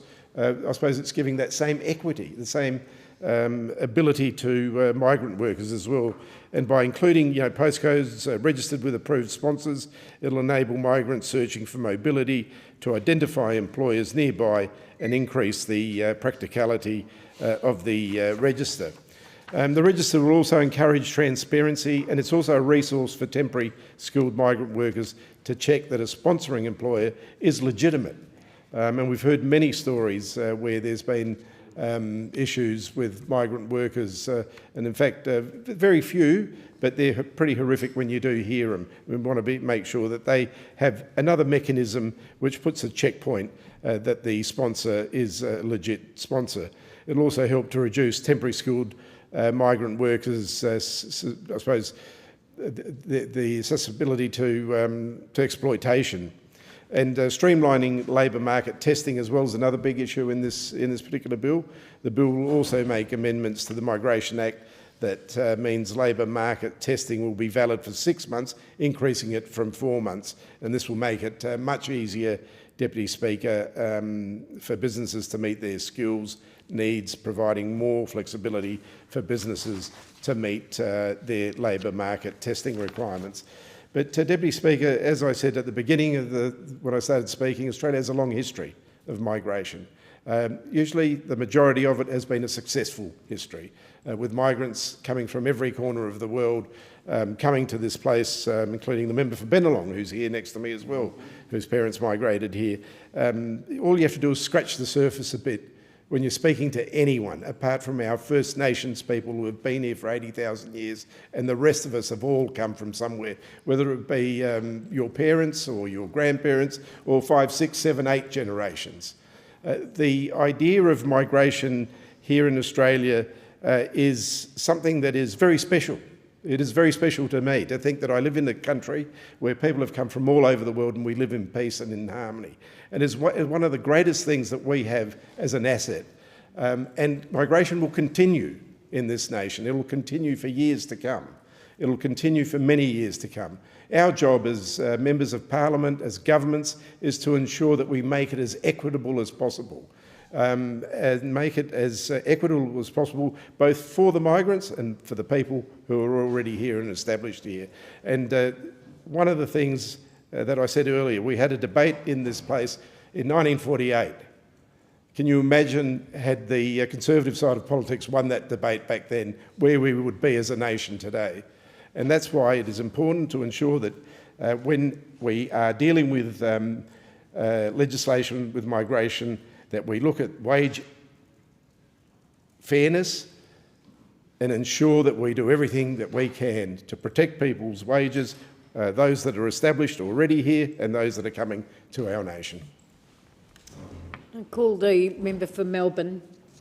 Thank you, Deputy Speaker. I want to place a few brief remarks on the record about this bill, about the Greens' position on this bill, and further contributions will be taken up by our portfolio holders when the bill comes to the Senate. We view this bill as a modest but positive step towards protecting some of the most vulnerable workers in Australia. It is something that the Greens have had some concerns about for some time and have made the point very clearly that when you have the interaction between migration and employment laws that allow huge holes to be opened up in the protections that are meant to apply, it not only hurts vulnerable workers, but it hurts local workers as well, because if you end up with a race to the bottom on things like wages, then you not only end up with massive exploitation of people who've really just come here seeking a better life in the way that would happen for many of us and for our families, and as the previous member has said, for so many people in this country, but you also contribute to a driving down of wages and conditions across the board generally. And that is something that in the previous parliament we pushed hard against the former government's approach to that, and it's something that in this parliament as well we have proudly joined in passing legislation that goes some ways to restoring a strong floor for everyone who is in this country, because that's what it needs to be. There can't be gaps in it. If there are gaps in it, we know that everyone suffers. However, there's some aspects of the bill that remain unclear, and we do think more needs to be done to protect people who come to Australia to contribute to the community. And so we'll support passage of this bill in the House and reserve our Senate position based on some of the matters that I'll outline here, and that'll be further pursued in the Senate. For too long, as I said, workers from other countries have been subjected to exploitation and denied rights by a visa sponsorship program that provides disproportionate power to employers. And this bill goes some of the way to addressing this imbalance. One of our concerns is that in its proposed form, the specialist skills pathway does not wholly address all the concerns with the sponsorship visa program raised in the migration review. And it does not deliver a skilled sponsorship program that properly responds to the domestic labour market. That pathway is meant to focus on niche specialist skills that fall outside of current definitions, but the proposed pathway only has a monetary threshold. The unintended consequence of not having a clear definition for this pathway could mean that the oversight provided by Jobs and Skills Australia over the core skills pathway is circumvented. Clarifying the definition would prevent this and prevent the need for ad hoc carve-outs for selected occupations. Furthermore, workers on the essential skills pathway can be making as little as $51,222. By allowing for workers to be paid less than the core skills threshold, this potentially denies them the ability to live full lives here. And as the Immigration Advice and Rights Centre in its submission noted, migrants in the essential skills pathway are more vulnerable and liable to workplace exploitation because of these lower pay rates. Allowing workers on the essential skills pathway to apply for secondary employment could correct this and protect workers. Workers cannot be held by their employer in employment that does not give them the tools to live a full life. Finally, the bill would also introduce a public register of approved sponsors, but as the Australian Council of Trade Unions, the ACTU, noted, the register proposed in this bill is an important step, but must be expanded to require approved employer sponsors to also disclose how many other temporary migrant workers they engage by visa type and in which occupations and postcodes to enable improved oversight. The public register must also be expanded to cover employers that engage other temporary migrant workers, requiring them to disclose the same information required of approved employer sponsors by visa type as a measure to improve transparency and address worker exploitation. Australia should be a safe place for all workers, and people who come here to contribute to the community should be protected. This bill will strengthen the rights of workers and migrants. However, much more needs to be done to create a fair immigration system. There are many workers in Australia who came here to contribute but have been denied basic rights, so this bill needs to be the start, not the end. Look forward to having discussions with the government about the amendments that we're proposing.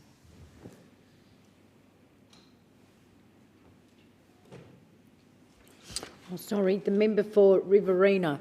Thank you, Deputy Speaker. It's not often I find myself in furious agreement with the Greens leader, the member for Melbourne, but the points he made, towards the end of his contribution there were quite correct. And people who come to this country to work under whatever visa arrangements should be treated every bit as fairly and equally as an Australian worker, and should be paid their due amount. In that respect, I agree with him. I don't think anybody in the Parliament would not concur with that.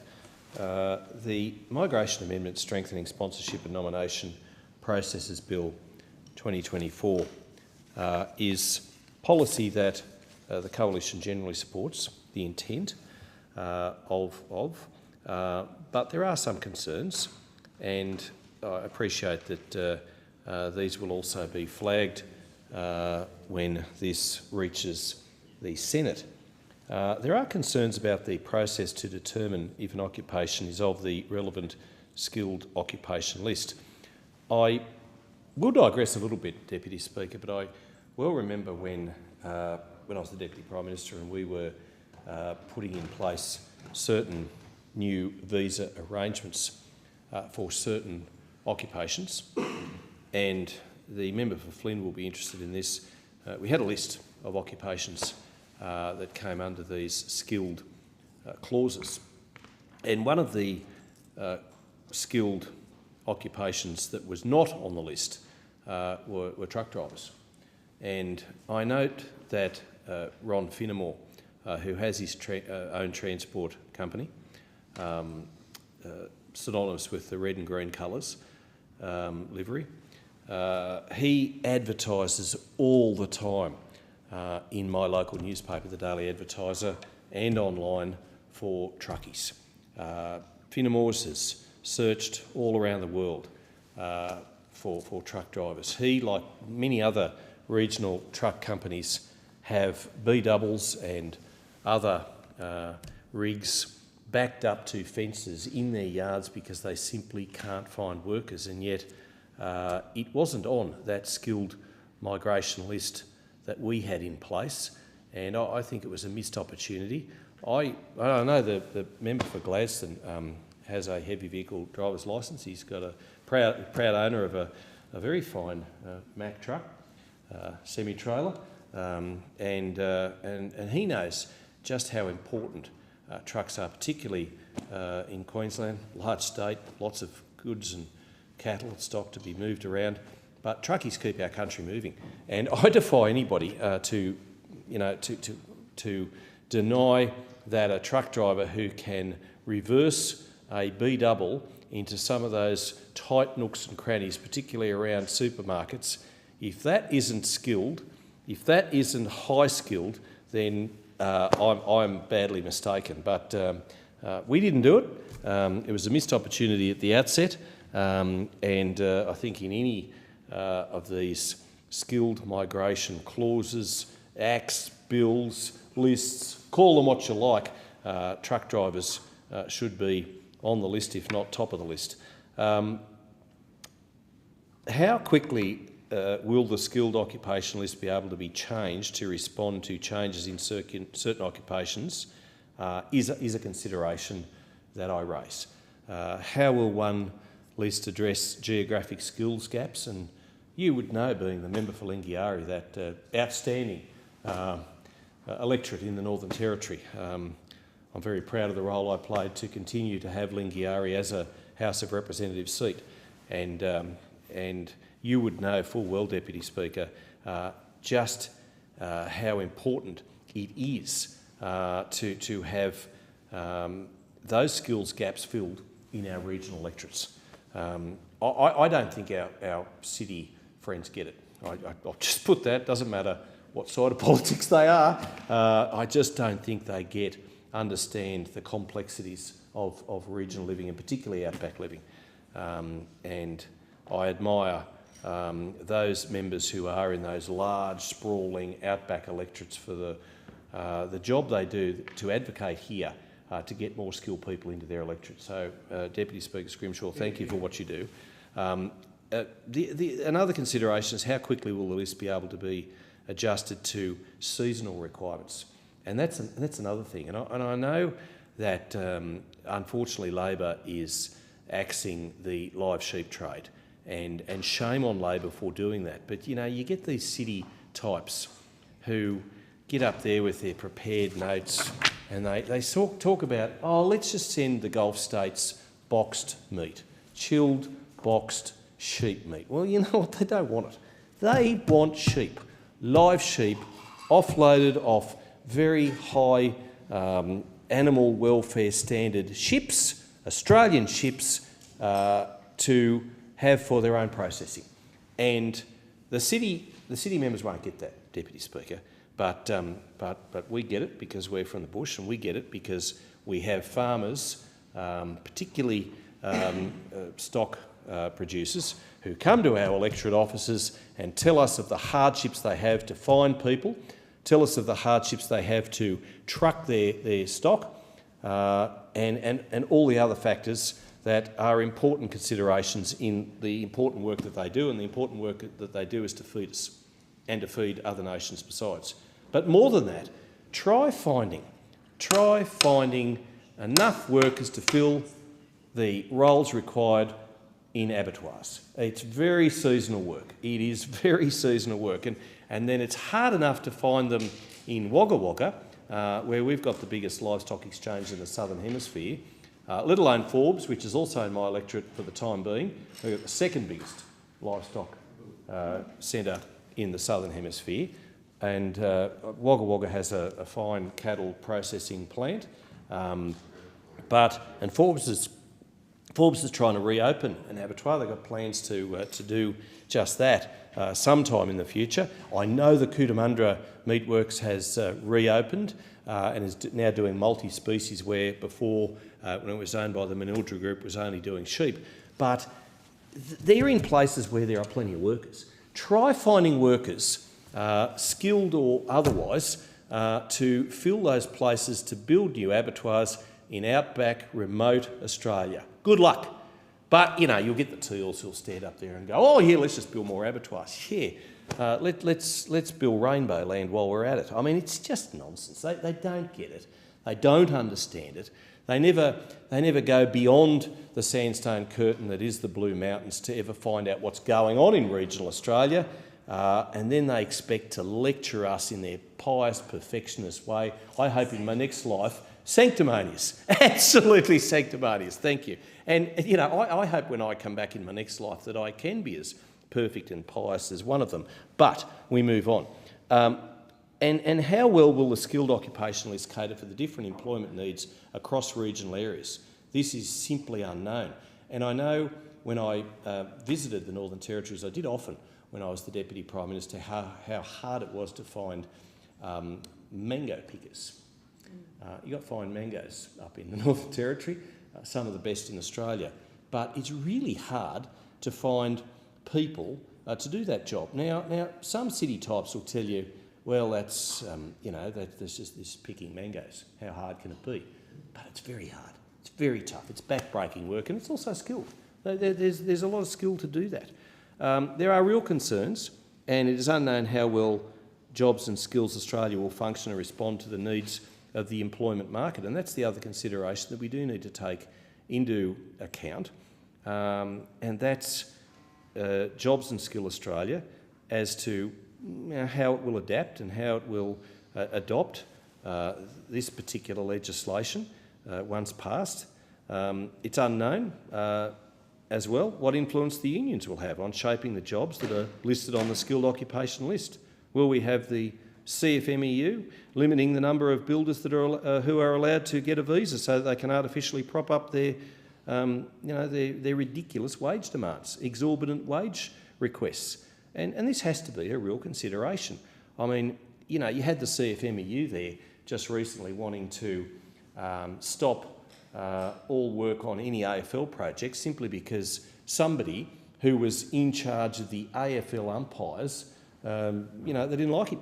They didn't like him. And so they tried to bully boy, John Setka and his thug mates, tried to bully boy the AFL into sacking the bloke. I mean, this is Australia.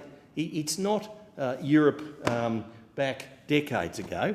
This is Australia. It's not Britain prior to Maggie Thatcher. And we don't get run by the unions. I mean, Labor might take a lot of donations from them, but it's this parliament that runs the nation. And I'd like to think that we do it in a fair way, in an appropriate way. That is why we have one of, if not the highest minimum wages in the world. We do. Just last week, I was in Morocco, and I was amazed whilst I was in Casablanca to see the Hassan II Mosque. Now, this particular mosque, which was built at a cost of $700 million, although they don't like to talk about that because it's not about the dollars, it's about the faith and what it represents, the symbolism it brings, and that's fair enough. But it was built because King Mohammed VI wanted to inspire the next line of apprentices. And this mosque was built, ground was broken on the 12th of July 1986, completed on the 30th of August 1993. And you should see it. It is an edifice to be admired. If there was the current 7 wonders of the world, it'd be amongst them. It is one of the largest mosques in all of Africa, if not the world. And they built it with apprentices, on budget, on time, and I must say I looked at this, having been the former infrastructure minister, with a little bit of envy, because I thought, imagine if we tried to build something. I mean, just imagine trying to build anything in Australia. You've got to go through cultural and heritage and environment, and fair enough too. But I mean, seriously, we put everything up against trying to build anything. We sometimes are a banana republic. Build absolutely nothing anywhere near anything. And that, sadly, is often the case. So look, this bill is important. And the 3 proposed income thresholds will replace the current situation. The minimum income thresholds are specialist skills income threshold, core skills income threshold, and essential skills income threshold, which is continuing, as I appreciate, to be developed by the sitting government. The bill proposes that the amounts for the SSIT and CSIT will be indexed each year on 1 July, fair enough. Submissions have been put forward to the Senate committee. They raised the issue of wage disparity between a visa holder being paid the SSIT and the CSIT, which could cause wage disparity to an Australian worker performing the Australian role. We don't want that. Of course we don't. But, and I do digress a little bit in just the time remaining, and I hark back to the Pacific Australia Labour Mobility Scheme changes that Labor introduced at the behest of their Labor mates. I arced up about it, and thankfully Labor changed it so that it wasn't going make a minimum number of hours per week, but they spread it over a longer period. And you'd appreciate this, Deputy Speaker Scrimshaw, because it was about seasonality. And why would you be paying someone who's just going to be sitting around in a part-time capacity, paying them a full-time wage when they can't do anything because of weather or other considerations? And thankfully, the government sensibly, because farmers were walking away from it, dare I say the Pacific Island nations were walking away from it, and thankfully some sanity prevailed, but I do worry because the changes are only put in place for 12 months, and that needs to be rectified about mid next year. But this particular bill is important. It is, as it says, strengthening sponsorship and nomination processes. If it lives up to its name, and I know Labor are always very clever with the titles that they put over their bills, they make out as if it's going to be the be-all and catch-all, but if it does what the title of the bill suggests, well and good. If it does that, that's great. But I do urge and encourage the Minister to place every consideration over what regional stakeholders think and need and want and expect, because all too often this government, which is very anti-rural, forgets those people who put the food and fibre on our plates and on our backs. Call the member for Hughes. Thank you, Deputy Speaker. And before I commence, I just want to congratulate the member for Lingiari for her promotion to the Speaker's panel. Yeah. Deputy Speaker, I rise to speak on the Migration Amendment Strengthening Sponsorship and Nomination Processes Bill of 2024. And this bill implements certain measures from the government's migration strategy, getting migration working for the nation, related to skilled visas. And Deputy Speaker, I want to start first of all by talking about the very proud history that Australia has in the migration space. We're certainly a nation shaped and invigorated by the diverse cultures and talents of millions of our migrants. And of course, we start our migration history approximately 65,000 years ago, when the first of our now Indigenous Australians landed on our shores, and then a tradition of coming to Australia, of course, then started again with the British arriving here in 1788, and with that arrival of the British, we ended up developing very important Western European institutions, such as Westminster system of government, democracy, universal adult suffrage. We were proudly the second country in the world to give women the vote, and that is something that I think that we should be very proud of as Australians.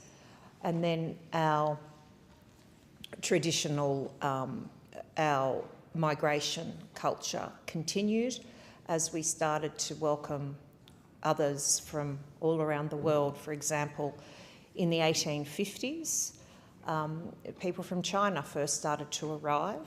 They rushed here to work on the gold rushes, for example. And I've just got a stat that in 1855 in Melbourne alone, there are 11,493 arrivals of Chinese people, which I think is quite an amazing stat when we consider how long ago that was. Then, of course, later on, towards the end of the 1800s, we had Afghanis arrive here, and with that arrival, of course, they brought the camel, which is now known as the ship of the desert. And then we again, of course, opened our doors to many Afghanis in the 1980s and 1990s, following the war, first of all, against the Soviet Union, and then the other wars of the 1990s. And in that decade alone, around 7,000 Afghanis landed in our shore. So we have, at the end of the day, become one of the most successful, I think the most successful multicultural nation in the world, and it has been built on the nature of people arriving in our country and having regard to their former heritage, but embracing the traditions of Australia and embracing the Australian way of life. And particularly at the end of World War II, we realised that we desperately needed a lot more skilled workers, and we took the opportunity with the dreadful decimation and devastation that had occurred in Europe, Western Europe and Eastern Europe throughout World War II, to welcome primarily Europeans to our shores. And then this tradition continued throughout the 1970s, 80s, 90s, as we then opened our doors to people from the Africas, from the Americas, from Asia, from Southeast Asia, from the South Pacific, and from essentially all around the world. So we have a very proud history of our immigrant story is a very proud one. It's essential to our story. And so we landed a position, Deputy Speaker, where today more than half of all Australians are either born overseas or have a parent born overseas. And in my electorate in Hughes, we have people who have come to Australia from all around the world. For me, I don't have the romantic immigrant story that so many of my colleagues can speak about. I am fourth generation Australian, but my great-grandparents, I'm told, did come here from England, Ireland, Scotland and other places. So, Deputy Speaker, our immigration system is important, and what we have seen under this government, unfortunately, under this Labor government, who pride themselves on being a party of the friendly to immigration and to immigrants generally, is a failure so far to have addressed the skill shortage problem that we have in Australia. And we have this shortage across professions, across trades. I have spoken about the shortage of GPs within my electorate. I have also spoken about the manufacturing sector within my electorate throughout Moorebank, throughout Ingleburn, which is a new part of the electorate that will be within the electorate of Hughes. We have manufacturing there, and they cannot get most of the apprentices, they can't get trades. There is a massive shortage of things from machinists, fitters and turners, all of those skills that are needed to run our manufacturing sector. And then we turn to the construction and building industry. And I have spoken in this place before about the chronic shortage that we have in areas such as building, electrical trades, the plumbing trades, the tiling trades, the roofers. And so I ask, why is it that this government is not putting more money into domestic trades, into encouraging those trades that are going to build the supposed 1.2 million homes that we hear the Minister for Housing is going to build? We will wait a long time, I suggest, to see that. And Deputy Speaker, there's another big area where there is a massive skills shortage in this country, and that's in aged care. In my electorate over at Hammondville, I have Hammond Care, which provides residential care and particularly specialises in looking after elderly Australians who are suffering from dementia. I have been over to Hammond Care on a number of occasions, and they have said to me over and over again that the issue is the shortage is caused not by people who don't want to work in aged care. It is caused largely by the lack of housing that is available for workers in aged care, and it's also, of course, linked to the very low wages that they are paid. So there is a big demand in our country to have to bring in aged care workers from outside of Australia. So this legislation states that it's intended to try to address the skills shortage, but as anything, as all of Labor's legislation, we have to particularly look at we say that the devil is definitely in the detail. So what the bill is providing for, it states that it's for certain settings for a new temporary skills in demand visa to replace the current temporary skills shortage visa. And the skills in demand visa is going to consist largely of three different streams. There's a specialist skills stream, and this will be for highly skilled workers earning over $135,000 per year. Interestingly, in that, there are no trades. The trades are excluded. There are plenty of tradespeople that earn more than $135,000 a year. So I think this again shows the lack of education and understanding that Labor has regarding the trades and the sort of income levels that people in the trades are now earning. The second component is what's called a core skills stream, and that is supposedly for workers in an occupation in shortage, earning over $73,000, $73,150 per year. And the third category is simply a stream for workers with essential skills. Now again, Deputy Speaker, we hear that and think, oh, that seems that they're covering all of the bases that we need.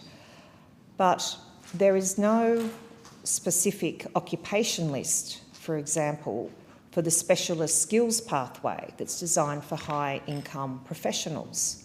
No occupation list, but it definitely excludes trades workers, machine operators, drivers and labourers.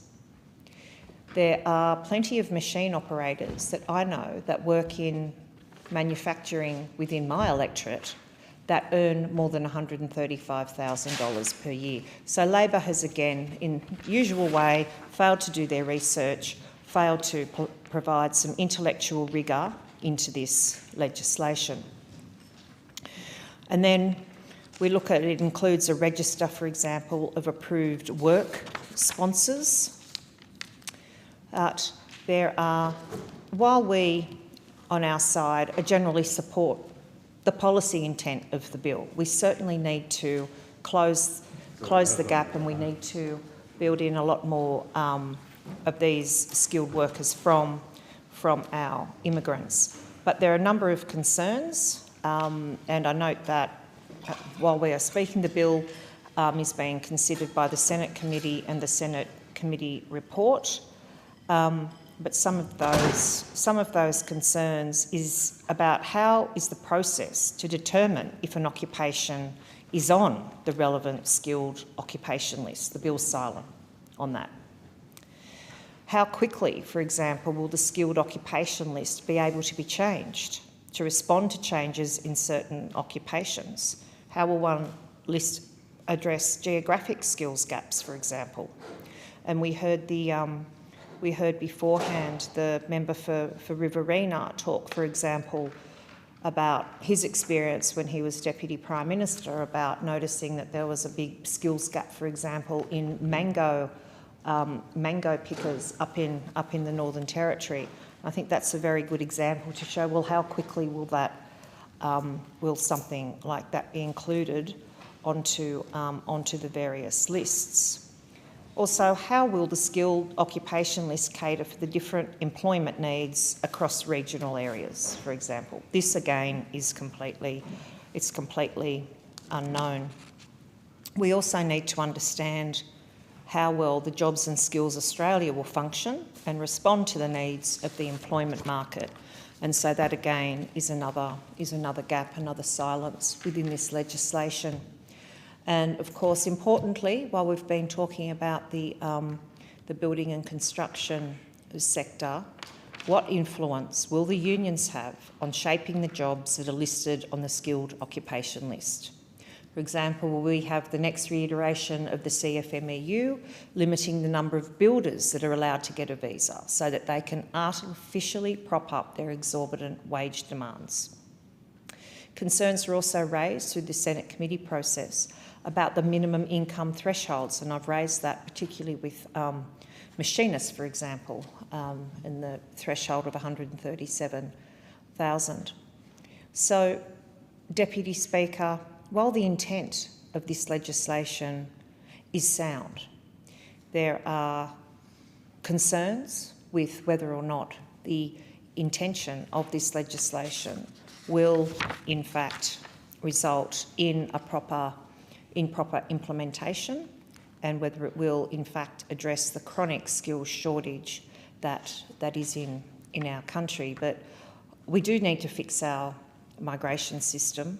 We have seen, since Labor has been in power for 2.5 years, an extraordinarily high number of immigrants coming into our country, and I have taken the time to certainly talk about the wonderful history and diversity that immigrants have brought to our country, but this government has brought in immigrants, first of all, a number of them without proper processes having been followed from war-torn countries, and I include Pakistan in that, people from Gaza as well. They did not follow the proper processes with those people, and so it is very important that this legislation is properly scrutinised and that it does address reforming the Migration Act and particularly addressing the skills shortage we have in Australia.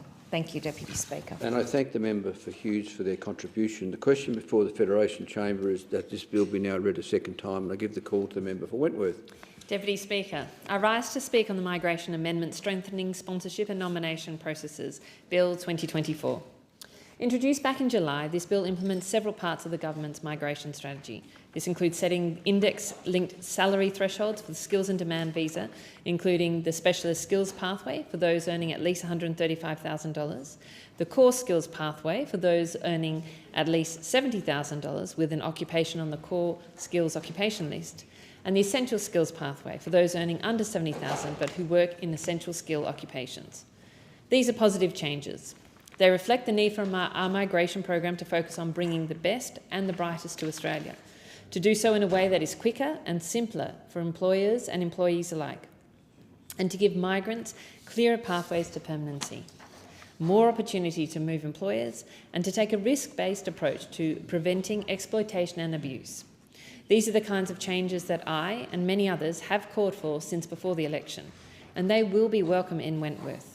I speak to many sort of people in the technology sector and also in the venture capital sector, and ask them, what are the greatest barriers? What are some of the greatest barriers to growing your companies as you want to? And they often tell me just the skills and the need to bring in people with great experience into Australia to help turbocharge our most innovative companies. And so I think this is a great opportunity here. And similarly, I get many constituents who talk about, the challenges of their visa processing times, the amount of uncertainty that comes with, long processing times and not knowing how long they have to wait, and how, in some cases, they've chosen to go to other countries or other opportunities or forgone opportunities because of that uncertainty. So I think the government's commitment to this area is really important. Deputy Speaker, I'm particularly supportive of the introduction of the specialist skills pathway, which will help fast-track the arrival of the highest skill and highest earning migrants to Australia. By teaching outdated occupation lists in favour of a simple salary threshold and introducing a 7-day service standard for processing applications, this specialist skills pathway recognises that Australia is in the global talent race, and that allowing businesses to quickly and flexibly recruit the migrants they need is central to bringing the best and brightest to Australia. The new pathway recognises that highly skilled migrants are a key contributor to our economic prosperity, helping to accelerate productivity growth, enhance the skills of Australians they work alongside, and make a significant contribution to public finances. The visa will help Australia attract the engineers we need to transition to a net zero economy, the cyber specialists we need to help our banking system stay secure, and the data scientists we need to harness the potential of AI. And with the average permanent skilled migrant contributing almost $200,000 to government budgets over their lifetime, the fiscal dividend is expected to be significant. However, for the specialist skills pathway to be successful, it is critical that this visa stream remains open to all occupations. Whether a migrant works in construction or computing, we want to welcome the best and brightest to our shores when we need them most. And that is why I'm so concerned by the government's decision to exclude trade workers, machinery operators, drivers and labourers from this visa pathway. The government has not articulated a clear rationale for this decision, and it does not appear to be aligned with the broader migration strategy or findings of Martin Parkinson's 2023 review. Indeed, there is no clear reason why a sector-agnostic visa pathway based on a high salary threshold is appropriate for every occupation in Australia, except for those related to construction. I acknowledge that we need to get the balance right in our migration system, but I'm deeply concerned that this carve-out has more to do with pressure from interest groups and the CFMEU than it is with what is best for our construction sector. When an employer is willing to pay a salary of more than $135,000 plus the associated visa and accreditation fees, there is very low risk that the migrant will displace a domestic worker, and there's very low risk that the worker will be subject to exploitation.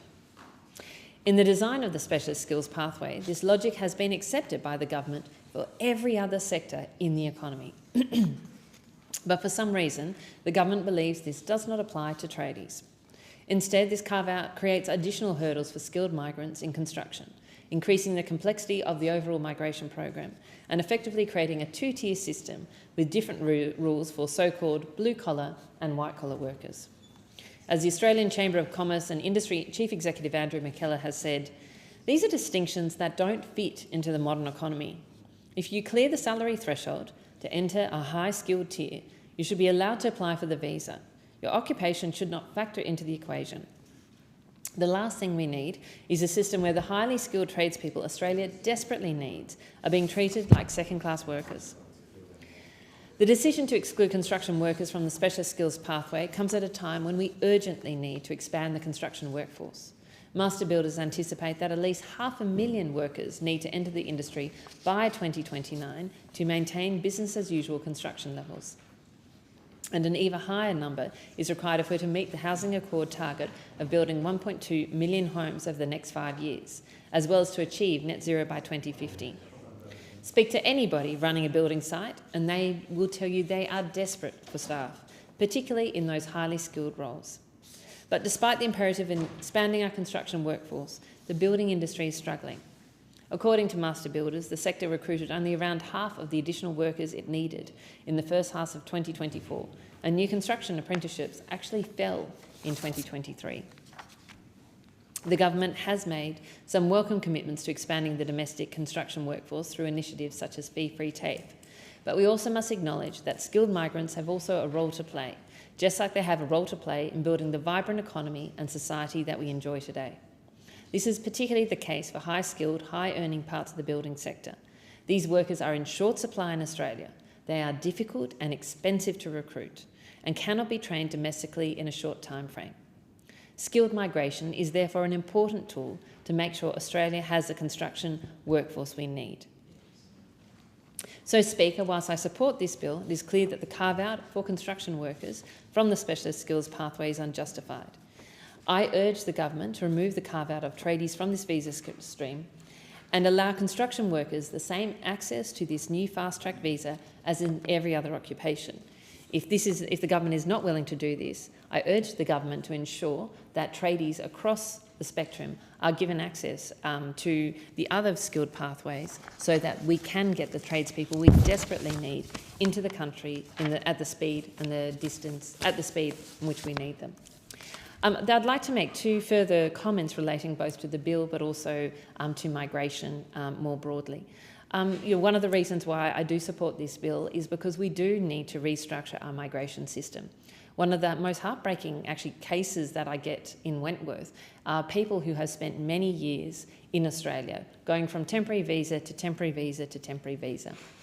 these people, feel they have, and often you spend maybe up to a decade in this country with the hope of permanent migration. And our migration system, through its complexity, but also through its the fact that it hasn't really dealt with the issues in relation to temporary visa holders, means that we are selling, I think, many of these people a lie and hopes in relation to being able to stay in this country when ultimately they can't.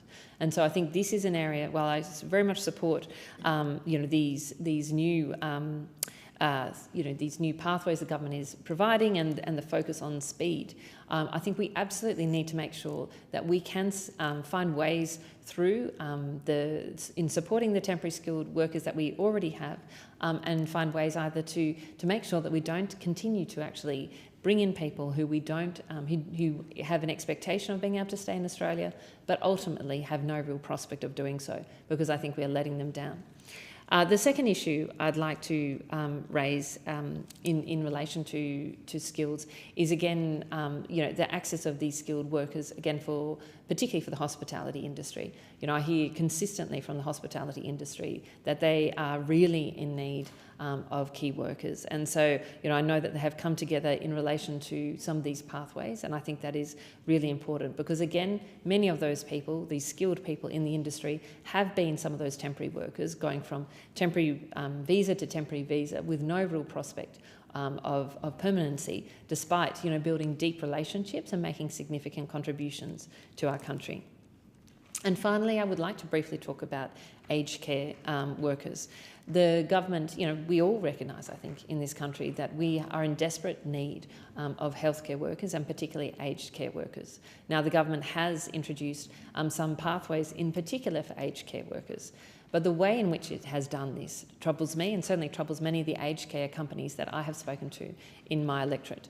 The current requirement is for the companies to be able to access special pathways to bring in aged care workers, is they have to sign a pretty onerous MOU with the unions, one or number of the unions in the sector, regarding the obligations that basically will impose on this business. Now, I accept, the unions play an important role in our economy, but for workplaces which are not already unionised, I find it really concerning that the visa system is being used as a way to drive unionisation or drive union activity in workplaces, and there's no alternative for a workplace and for workers who say, we don't want a union-focused memorandum of understanding. We would like one working with, for instance, the Fair Work Commission. I think for me, this is a point that, we do need to prevent exploitation in our industries. We do need to make sure that we can bring people in, but we need to do this in a way that is appropriate for our workplaces, and I don't think it is appropriate for the unions to have control over which people and which companies are able to bring workers into this country or not. I believe that should certainly be the role of government, not of unions. Thank you. And I thank the member for Wentworth. The question is that this bill be now read a second time, and I give the call to the member for Sturt.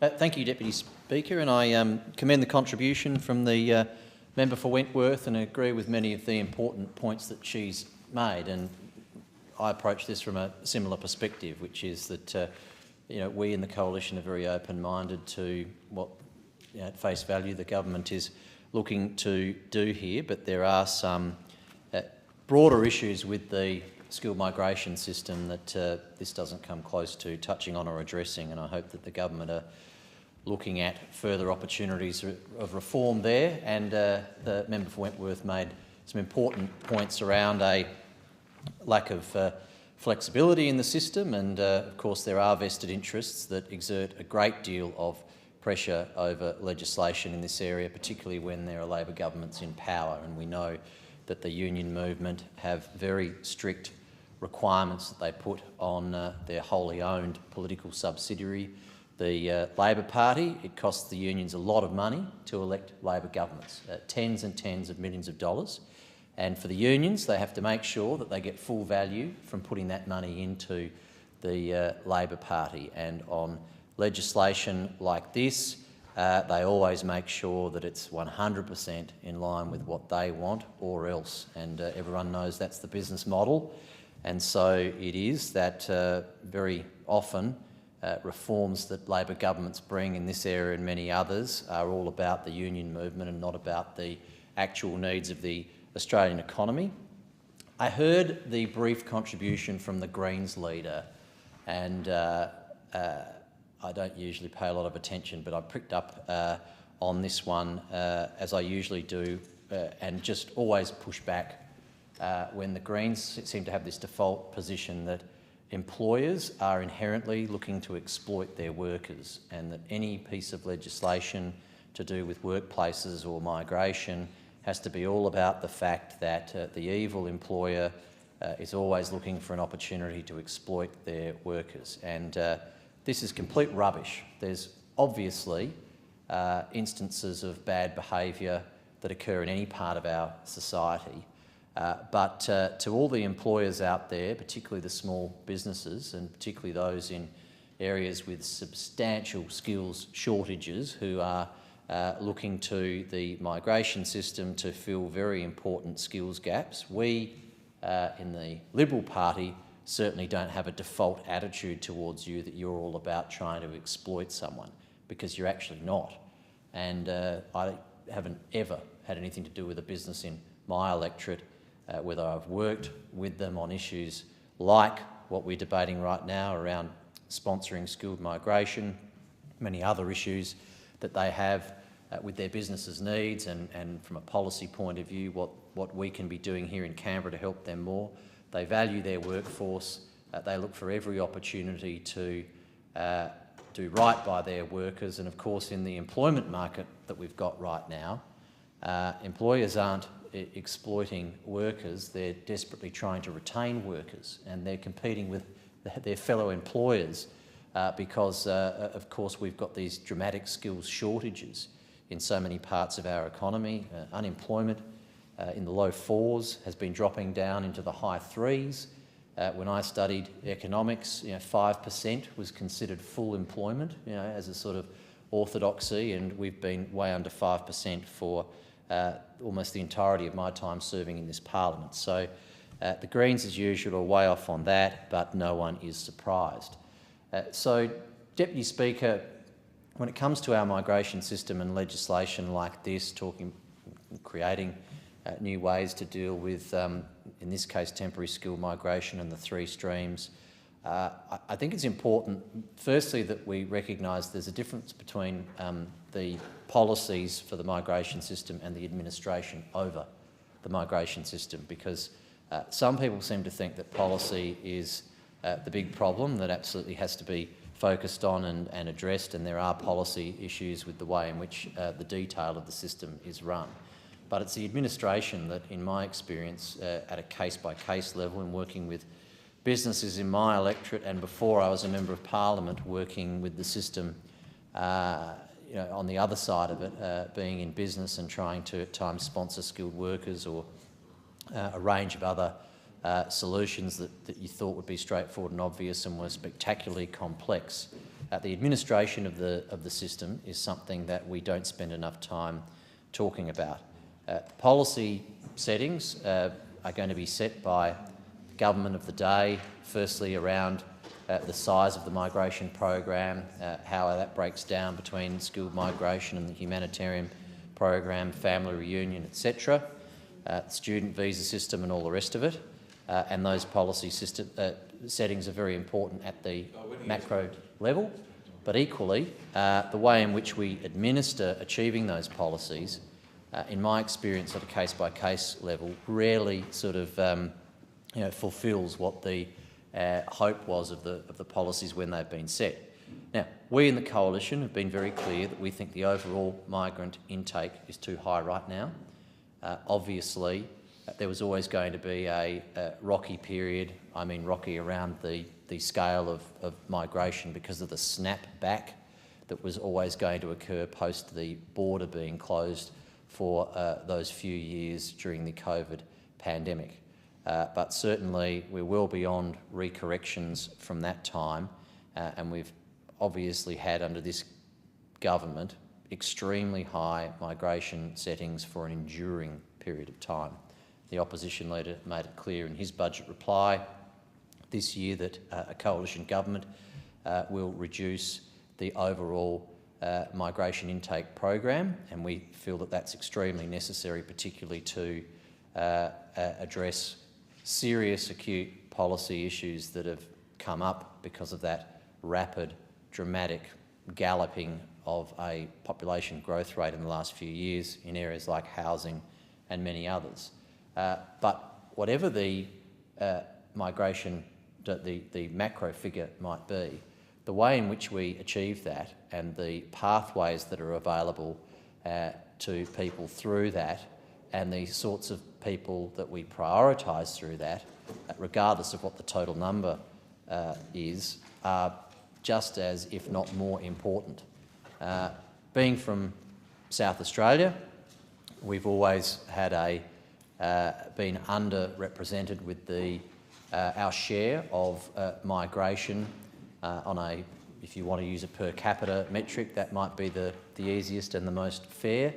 And for a long, long time, because we have migration sitting in the national space, and it's very difficult, there are attempts to try and give special treatment to particular regions, etc. But it invariably becomes the case that for a long, long time, particularly before COVID, and we seem to be reverting to having these same challenges right now, that the vast majority of migration into this country is going into the three big population centres of Melbourne, Sydney and southeast Queensland.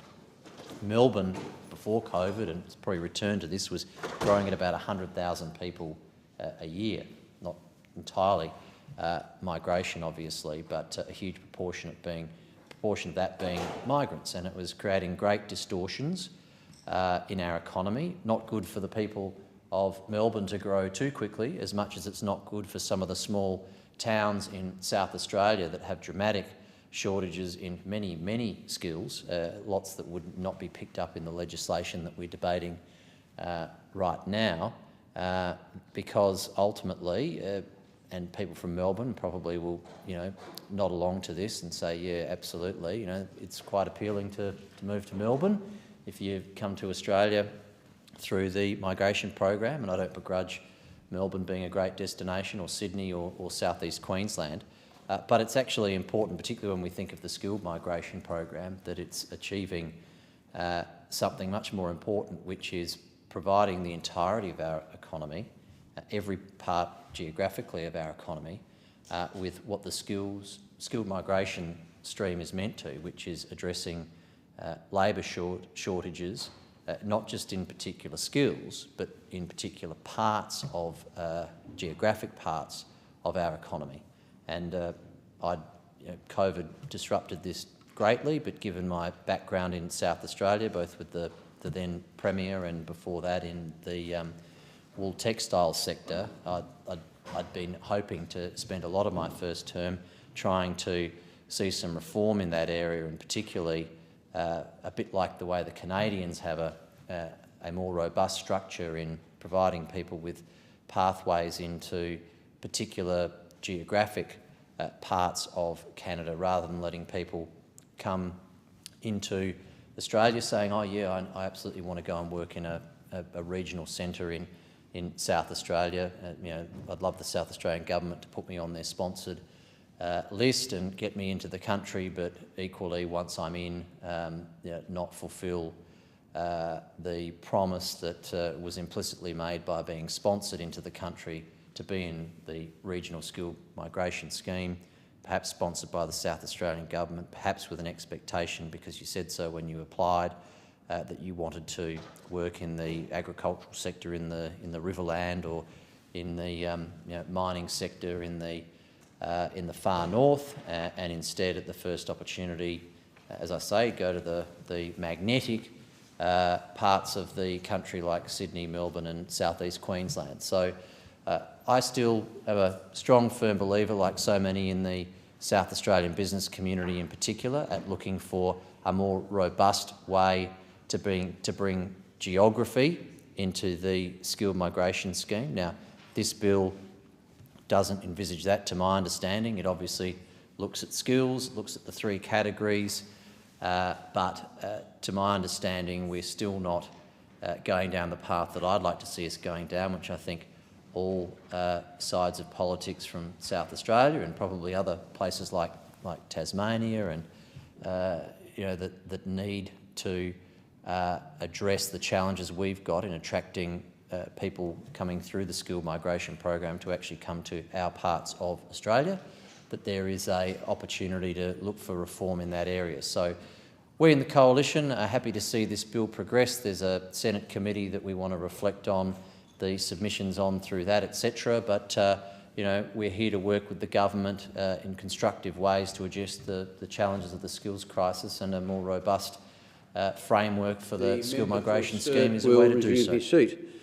It being 6:30 p.m, the debate is interrupted in accordance with Standing Order 192B. The debate is adjourned and the resumption of the debate will be made in order of the day for the next sitting.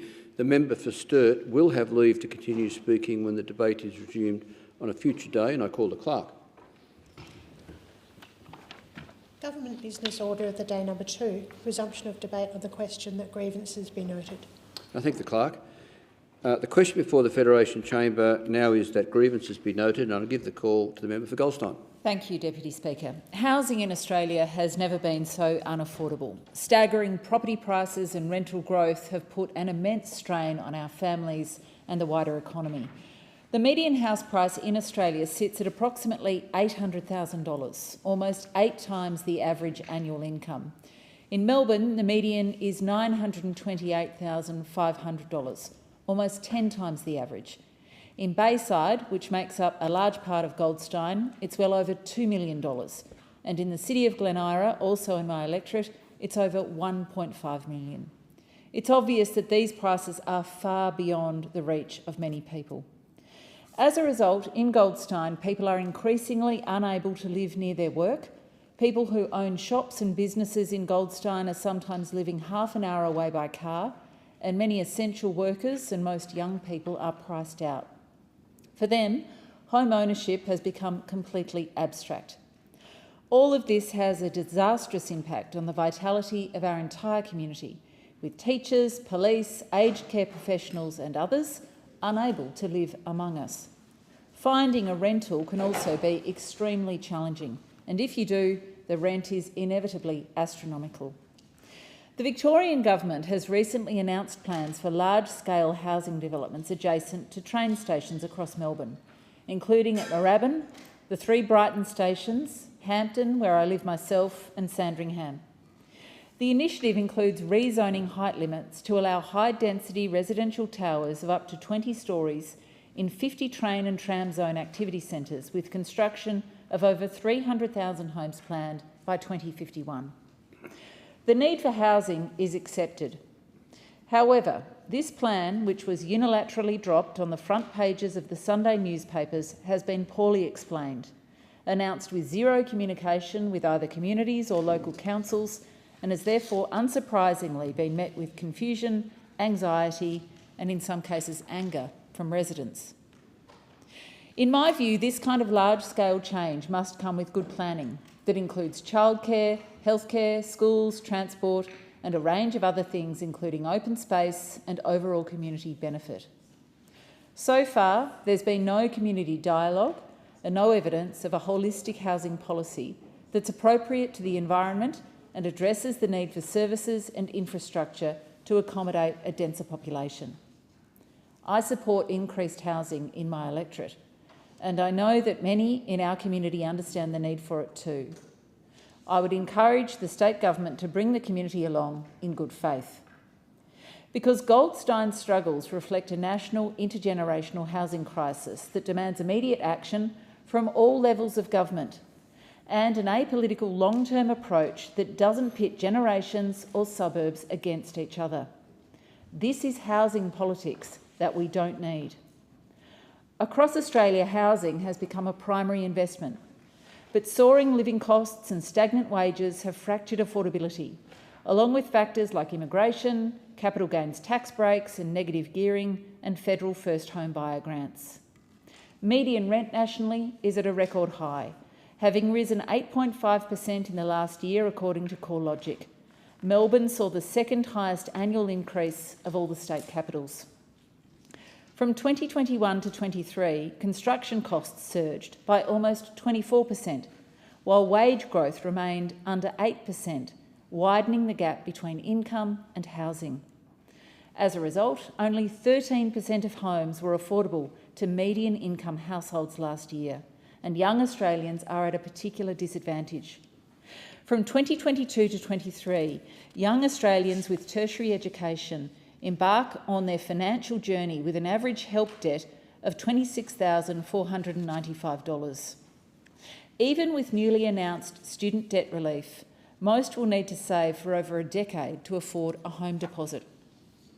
ABC analyst Alan Kohler has spoken extensively on the challenges that young Australians face in the housing market. He notes that traditional pathways to wealth have shifted and that, quote, education and hard work are no longer the main determinants of how wealthy you are. Now it comes down to where you live and what sort of house you inherit from your parents.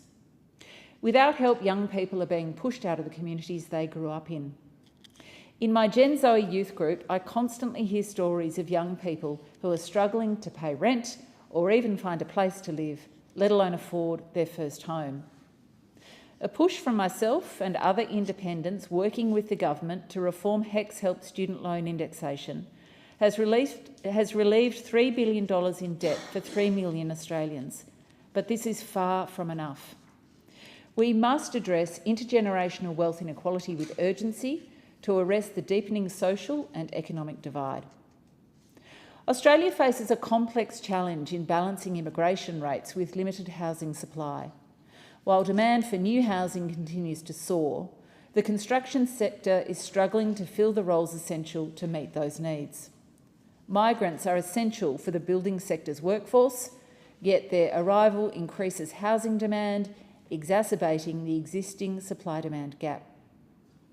The National Housing Accord aims for 1.2 million new homes by 2029, but current projections show a shortfall of over 100,000 homes. Addressing both construction productivity and streamlining skilled migrant pathways is critical to meeting demand without inflating housing pressures.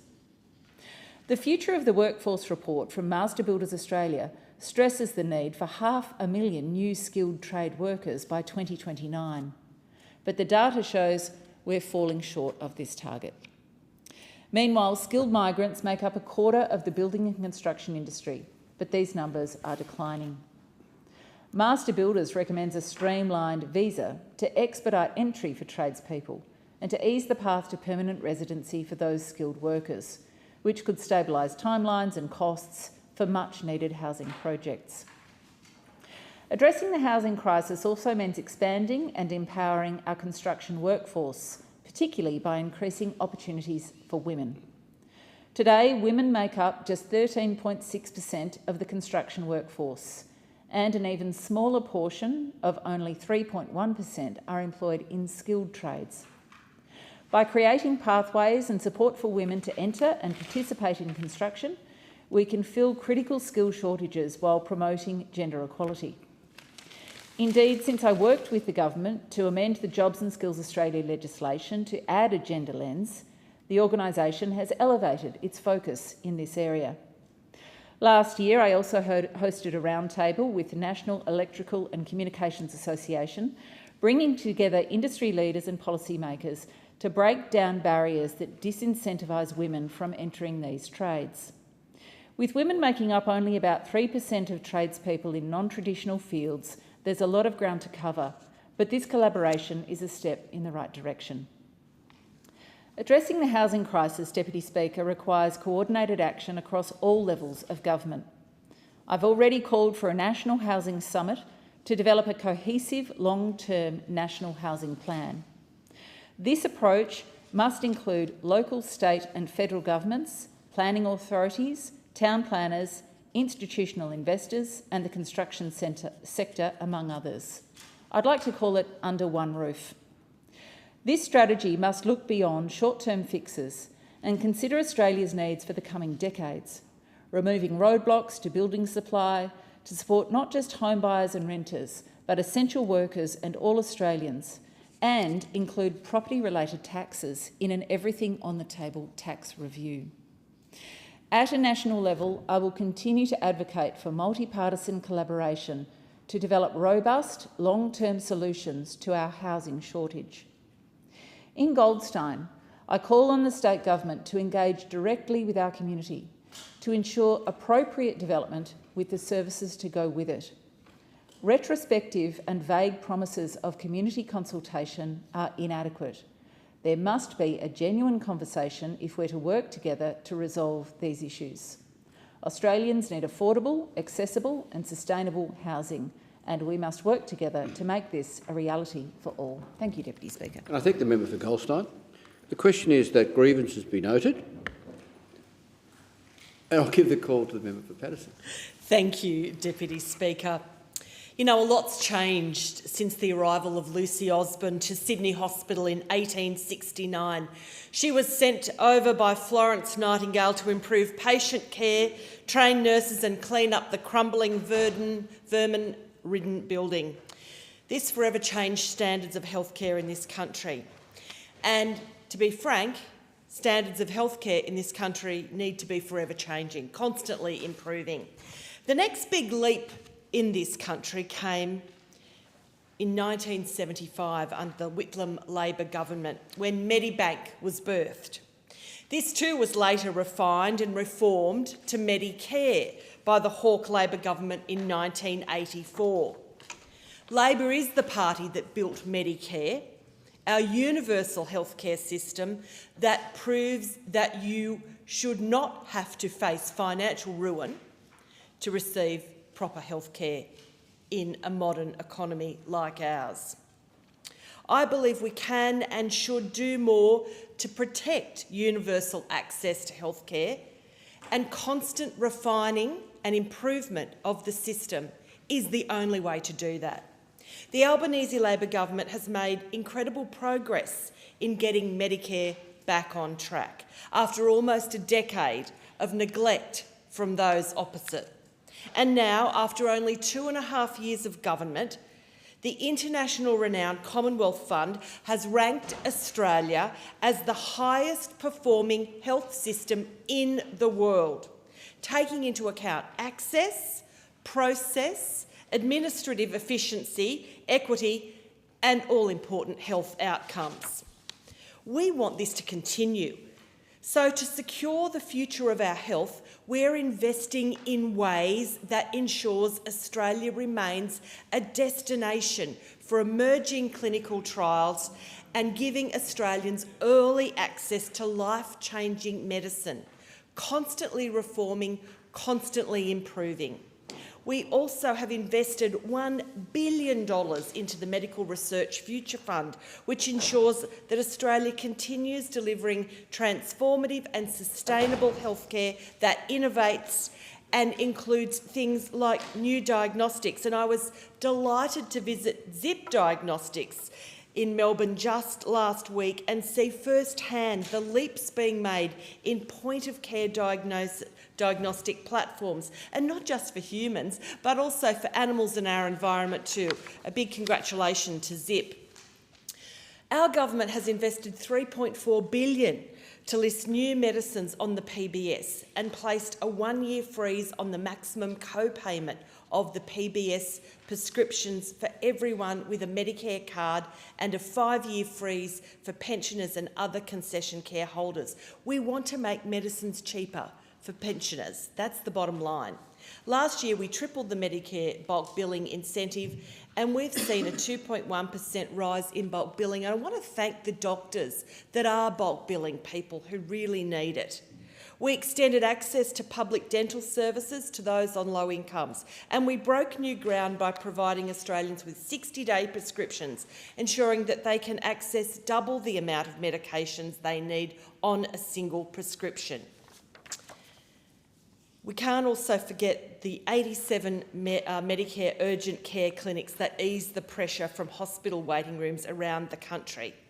And I have been in a hospital waiting room with my daughter, who had just fallen off a horse. She was on a spinal board when the manager of that emergency came out and said, unless you're having a diabetic low, unless you suspect you've had a stroke or a heart attack, you need to go home because there'll be no one to see you for 12 hours. That happened to me at the John Hunter Hospital. I witnessed it with my own ears and eyes. And I know people in my electorate are waiting longer than they should at the Maitland Hospital, which, don't get me wrong, it's a brand new hospital. It is a terrific facility, but waiting times have blown out. In 2014, the emergency waiting time at Maitland Hospital was 2 hours and 50 minutes. Over the last 10 years, that amount of time has ballooned to 5 hours and 34 minutes, with almost 1 in 4 patients leaving without receiving treatment. That's a quarter of people who just can't wait. They go home, they're not seen. It is completely unacceptable. Many times I've heard parents who've got issues with children taking them along to the emergency department only to just take them home again and try and get into a doctor the next day. So our emergency department should be reserved for true emergencies, and that's where urgent care clinics do come in. And I want to also say thank you to our GPs who do provide excellent general practice to my community, and I know they're under pressure, but my community needs its own urgent care clinic.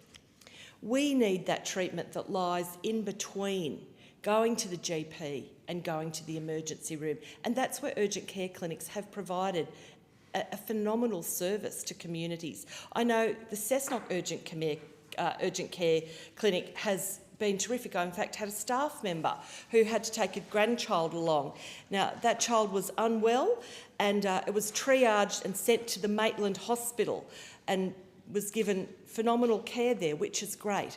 But my people in Paterson also need an urgent care clinic. They provide much needed middle ground between general practice and the emergency department. And I am calling on my government to invest in a bulk build Medicare urgent care clinic to take the pressure off Maitland Hospital. We just have to have it. Our part of the world is a magnificent part of the world, and we have had the fastest growth year on year for 15 years outside of Western Sydney in New South Wales. People, quite frankly, have flocked to the Hunter, and particularly to my part of the world, to Maitland. Every day a family is moving to Maitland, every single day. Now that is putting incredible pressure on our healthcare system. Our doctors do an amazing job, our nurses do a phenomenal job, but they can only do so much with the resourcing that they have. And that's why we do need an urgent care clinic. Actually, to be frank with you, I think we need 2 urgent care clinics in Paterson, but we're not going to be greedy. We'll be happy with just 1, but we've got to get that 1. And I really think it should be servicing, taking pressure off that Maitland Hospital, which is a new hospital, a fantastic facility. And I do want to also send a big shout out to the After Hours GP clinic, which my colleagues and I from the Hunter managed to save. We secured the funding to keep that going. Now they do an amazing job as well, seeing people after hours at the GP clinic at the Maitland Hospital. Thank you for the work that you provide in doing that. We know you're under enormous amounts of pressure. We know that you need more assistance, and we've got to provide that for you. And it was great last night to have Dr. Chris Boyle here in Parliament with me to receive a nomination for the Stronger Medicare Awards. Chris has provided GP service and a beautiful doctor in our area for over 40 years. And he has told me that when he graduated from medical school in the 70s, let's just leave it at that round figure, shall we, Chris, that 50% of graduating medicos went to GP land, as he affectionately calls it. These days it's down to about 10%. So we know that's an issue as well. We know that we have to encourage more young, brilliant medical minds to want to become general practitioners. There are various suggestions about how we do it. We need to do it. And again, as I referred to earlier, healthcare in Australia has to be ever improving, ever refined. We have to embrace all of the modern medical technologies and techniques, but we've also got to take our brilliant young medical minds with us, and we've got to encourage them. We know that more and more pressure is being put on GPs, and that's why I am calling for a Medicare urgent care clinic in my seat. It does need to happen, and we do need to be taking some of that pressure off our doctors and our very hard-working nurses at places like the Maitland Hospital. And in my final moments, I just want to also send out a big thank you to the HEAL Clinic. It's a private clinic. It's being run by emergency physicians opposite the new hospital. They too are doing a good job, and I was delighted to take the Health Minister, Mark Butler, there. So I think that there are some ideas in my electorate particularly for how we can improve healthcare services, and I look forward to continuing to do that with our government, with Minister Mark Butler, so that we can ensure the people of Paterson receive not only the most state-of-the-art healthcare, but the healthcare that they need and, quite frankly, they deserve. And I thank the member for Paterson for their contribution. The question before the Federation Chamber is that grievances be noted, and I give the call to the member for New England. Thank you very much, Mr Deputy Speaker, and it's great to get this opportunity to take you for a little wander around the world, which I want to do right here. I want to take you for a wander around the world. I want you to take you for a wander around the nuclear world and enlighten people about how Australia is now an outlier, a ridiculous outlier. Let's just start, Mr Deputy Speaker, with who uses nuclear power in North America. Remember, North America's Death Valley, it's got hot areas, it's got sunny areas, it's got windy areas, it's got everything that they, asset that they attribute to Australia. Well, Canada uses nuclear power. In fact, in Ontario, it's about half the price of power that we have. The United States has nuclear power, and Mexico has nuclear power. So we have a clean sweep in America, not in Central America, but in America. But you might say, well, that's unusual or not unique. So let's go for a wander around Europe. Let's go for a wander around Europe. And who uses nuclear power? Spain uses it. France uses it. Belgium. These are people who actually have nuclear reactors. The ones with nuclear reactors that produce electricity from them is Spain, France, Belgium, Netherlands, Switzerland, Slovenia, Czech Republic, Slovakia, Hungary, Bulgaria, Romania, Ukraine, Belarus, Finland, Sweden. And then you say, oh, hang on, you've left Germany out. No, they use it from France.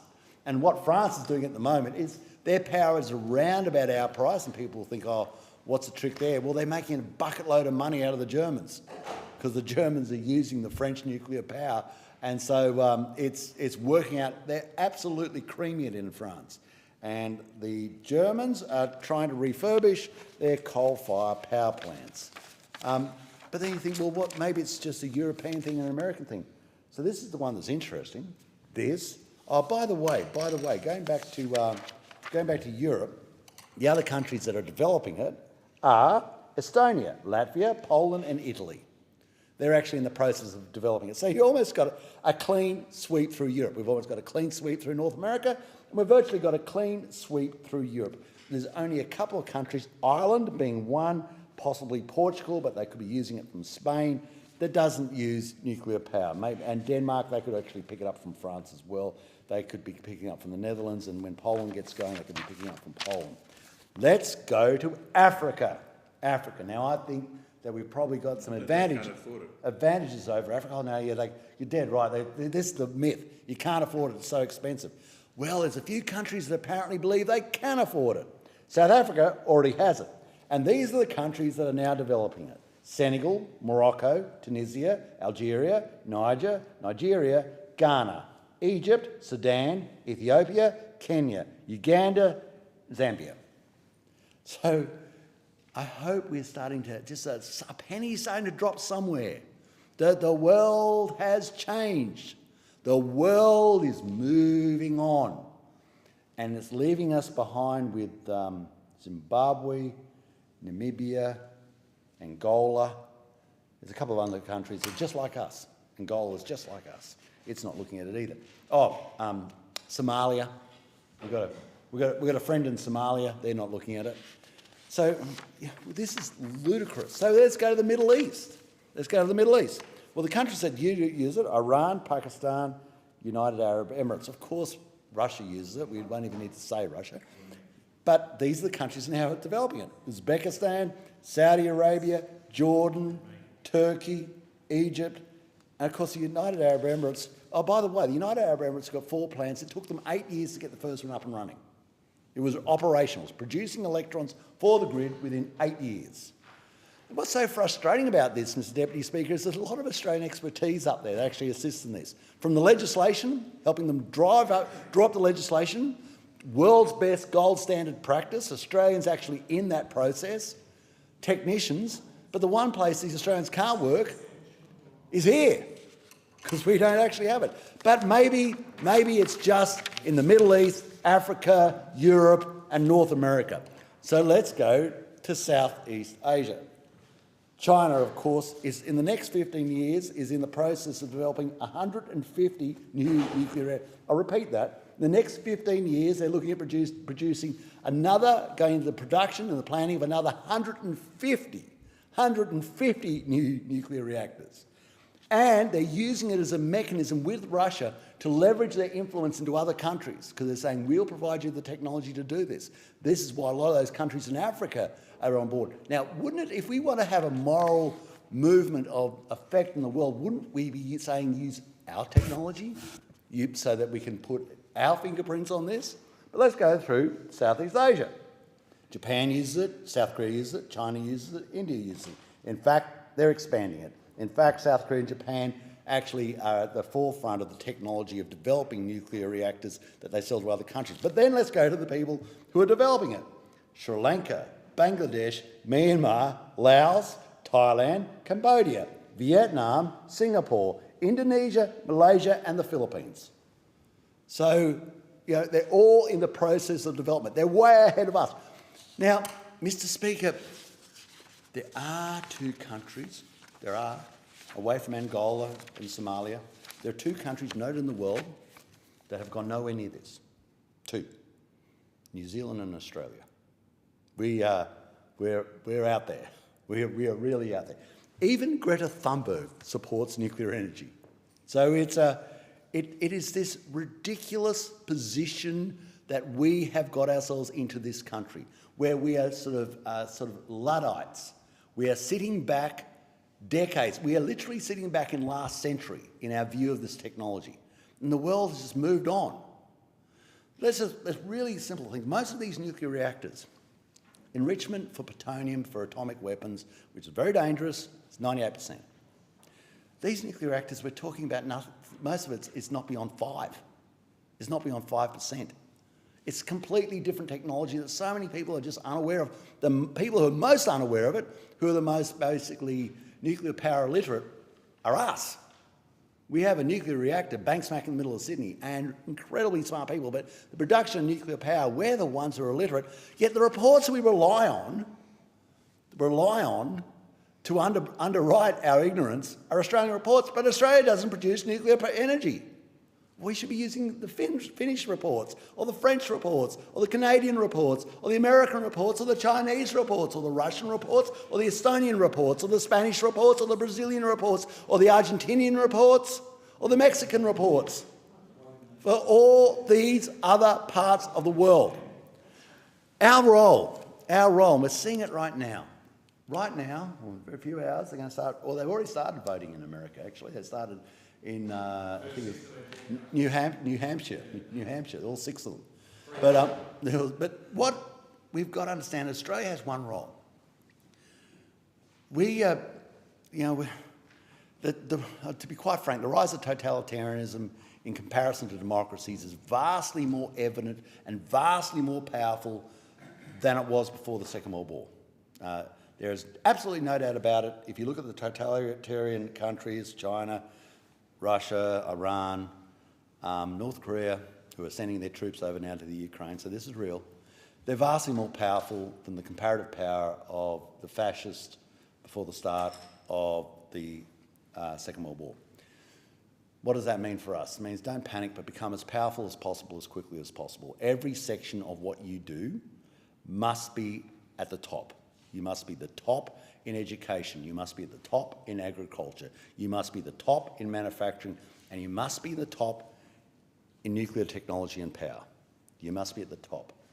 And this is one of the areas that we've got to do. We've just got to accept the reality of where the world is and get on board. You know, I'll give you another little epiphany, Mr. Deputy Speaker. You know, Sweden, they've got 14 offshore swindle factories, wind farms, whatever you want to call them. Anyway, they're closing 13 of them down. They're out of it. It's just not working for them. They've got massive environmental concerns about them. They've got massive strategic concerns about them, especially with submariners and strategic issues and how sonar works and the problems that's caused. And I don't want our nation to be up to their throat in an obsolete technology that just reality comes and belts us on the head about and says, why on earth did you do that? The answer was right before you. It was right in front of you. But your own willful ignorance took your nation to a weaker spot. And I thank the member for New England. The question is that grievances be noted, and I give the call to the member for Macquarie. Thank you, Deputy Speaker. I want to pay tribute to retiring GP Dr Mark de Vries, who's served the Winmalee community, including my family, for as long as I've lived in Winmalee pretty much. I know Mike is looking forward to retirement, but he will be much missed at the Winmalee Medical Centre, which grew out of his original practice, where his wife Jennifer was practice manager for many years.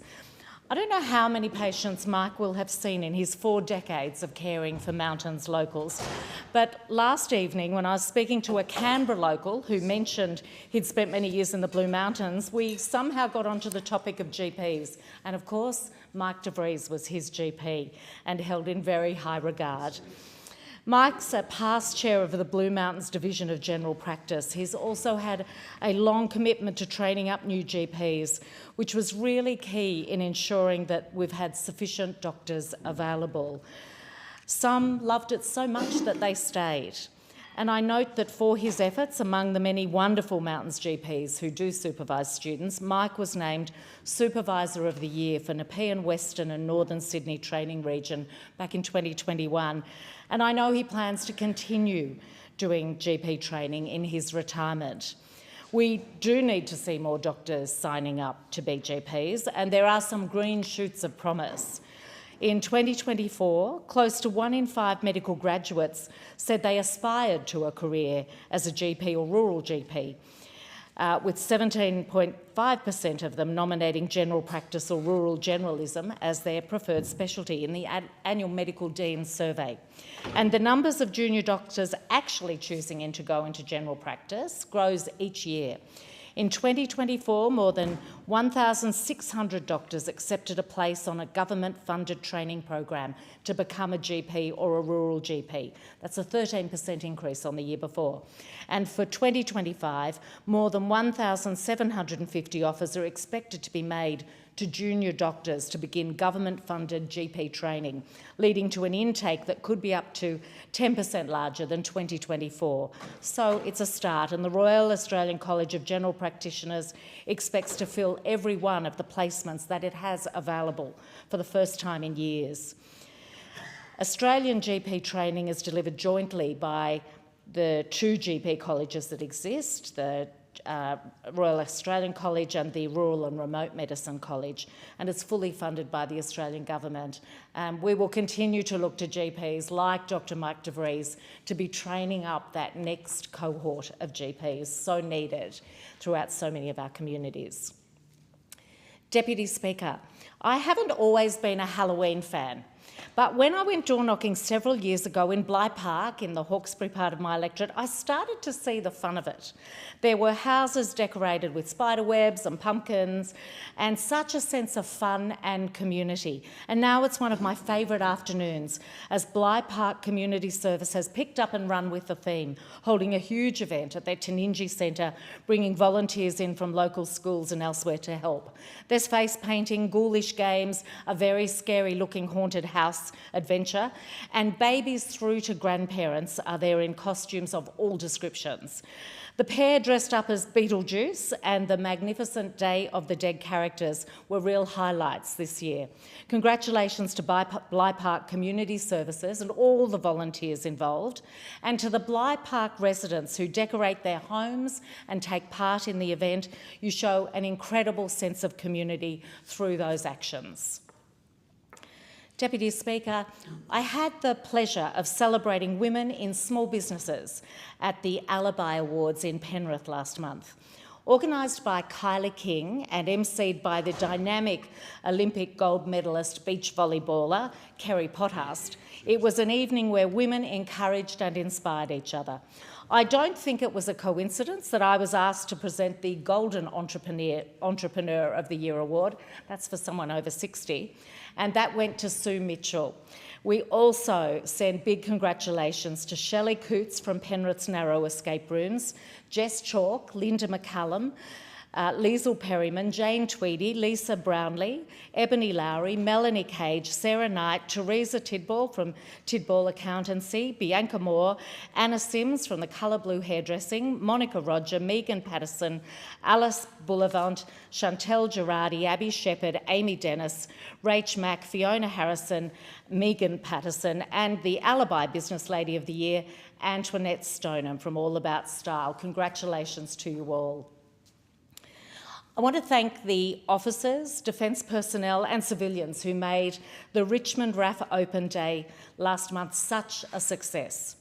Yes, it was a bit challenging getting in because no one wanted to miss a minute and everyone turned up at the same time.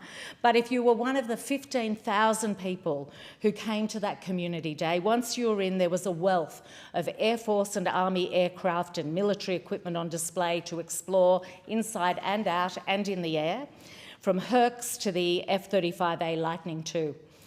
There was the Air Force balloon, there was military working dogs, and I've been in one of those Michelin suits and it's scary on the inside, as scary as it is watching from the outside.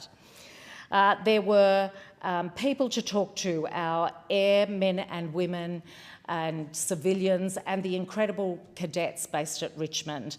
And I hope that they were inspiration for some of the many young people who came.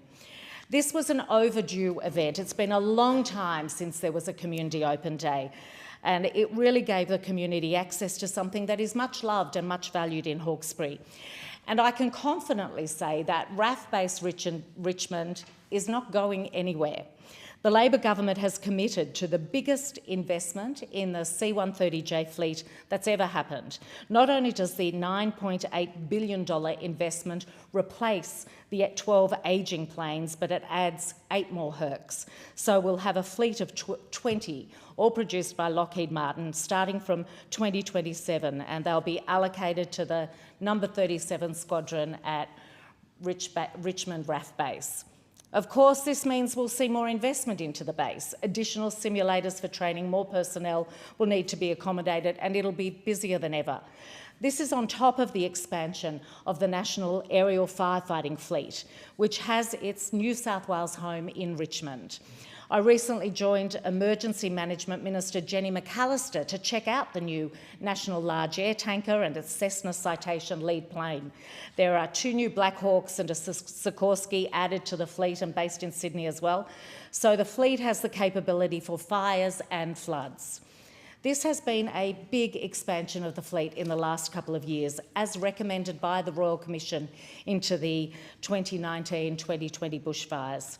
So RAF Richmond has a crucial role for our security in multiple ways, for as far as the eye can see. And I reckon a full-on air show next year would be a perfect way to mark the 100th anniversary of the base. Deputy Speaker, I'm going to put on my Special Envoy for the Arts hat for a moment.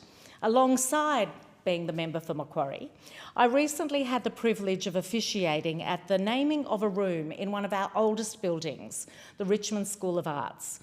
The School of Arts was officially opened by Premier Sir Henry Parkes in 1866, and it's hosted an array of events over the years, including lectures and classes, dinners, plays, concerts, dances, and flower shows.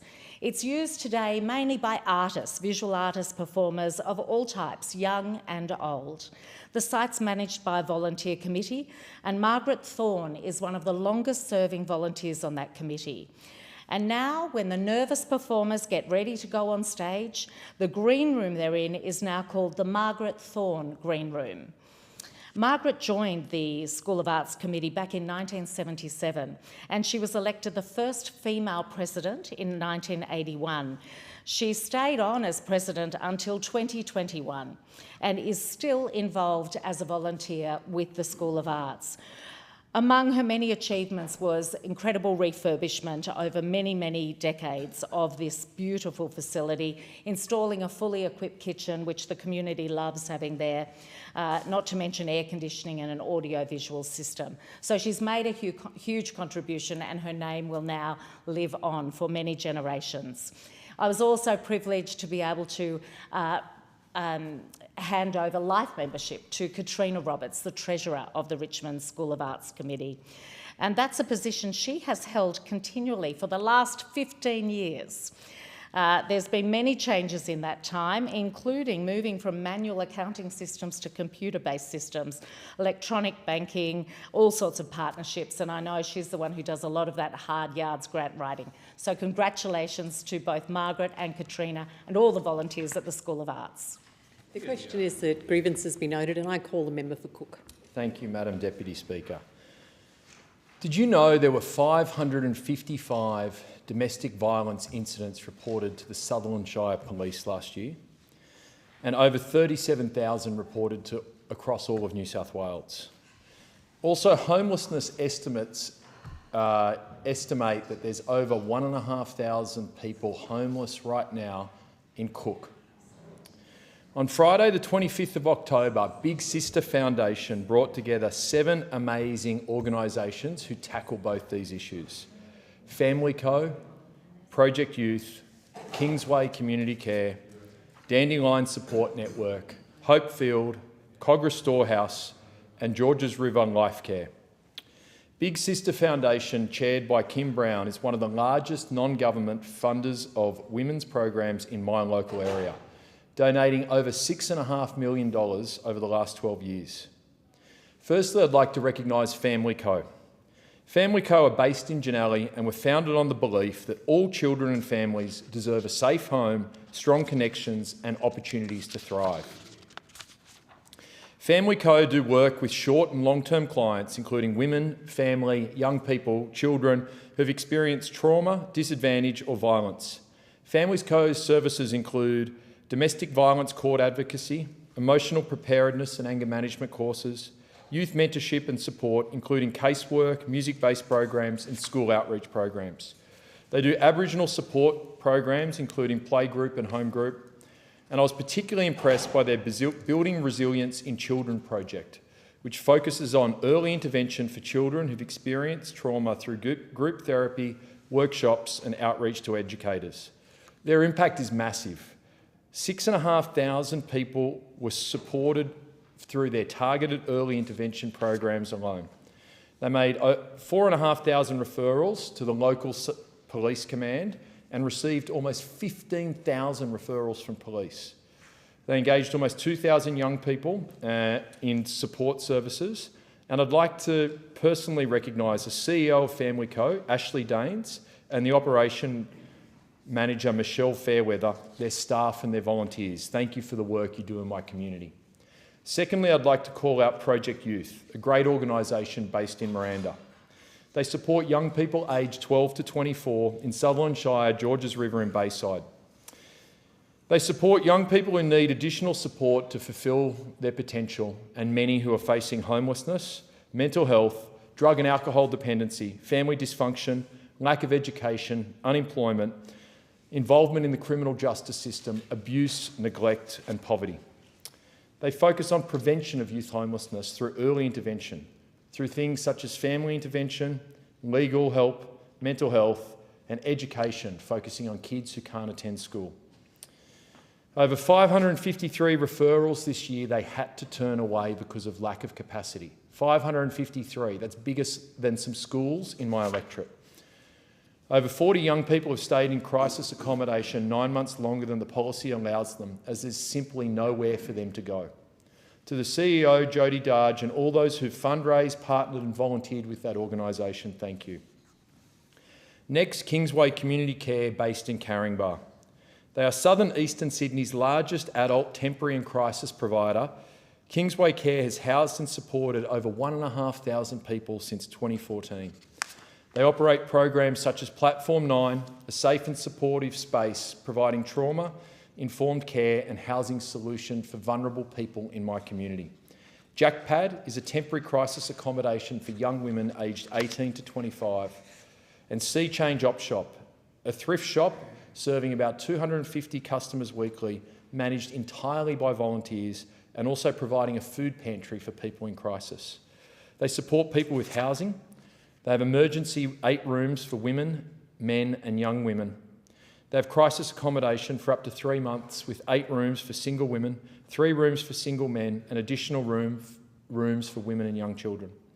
And transitional housing for up to 18 months, shared homes and tiny homes for single individuals and families.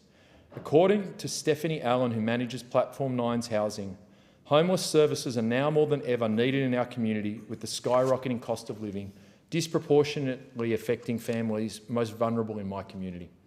It takes a village, as they say, and we are proud to be part of that village, she says. To Brooke Stewart, the General Manager and staff, thank you for the work you do. To Dandelion Support Network based in Tarrant Point, they've made an incredible impact. In 2023 alone, more than 2,500 families were helped, almost 5,000 children, and Dandelion are on track to help the same, if not more, this year. They've supported over 125 families and the organisation goes from strength to strength. They provide new and second-hand prams, cots, baby clothes, car seats, donated by local families in the Sutherland Shire and St George's area. I'd also like to recognise Hopefield. Hopefield are a great organisation who support vulnerable people. They operate out of Kirrawee and Cronulla and do important work with individuals, families and communities in my electorate. They offer health services such as psychology, counselling and speech pathology. In 2023 alone, Hopefield completed over 2,000 sessions with 250 new clients, utilising a pay-as-you-go structure. Most of those services and appointments were subsidised by them. Hopefield also offers support services such as case management for complex housing needs, domestic violence support, meals for vulnerable community members. Hopefield supports over 60 individuals with case management services who face the risk of homelessness, mental health issues and domestic violence. In 2023, 600 food hampers were distributed by Hopefield and over 1,000 hot meals served in my community. Further, they have community hubs which focus on social connectivity and education groups for those who experience isolation, challenges with parenting and life skills. Their women's social connection groups meet on Tuesday in Cronulla and Friday in Kirrawee. For men, they hold a group meeting on Thursdays in Cronulla. I'd like to acknowledge the work they do. They've told me about visiting the National Park and the many people from my community who are sleeping rough, camping in the National Park because they can't afford to pay rent or own a house. And these often aren't just single people, sometimes they can be couples or they've even found families. Thank you for the work you do in my community. Lastly, I'd like to note we are holding the Cook Volunteer Awards on the February 21, 2025. These awards are to recognise the strong ethos and volunteering culture we have in Cook, but not only in Cook, right around Australia. To nominate a volunteer for award, please go to my website, www.simonkennedymp.com.au, where there's a nomination form. The deadline for nominations is the 10th of January 2025. The Cook Awards is an annual event that recognises the exceptional service provided by volunteers in Cook. Australia and Cook has a strong tradition of volunteering.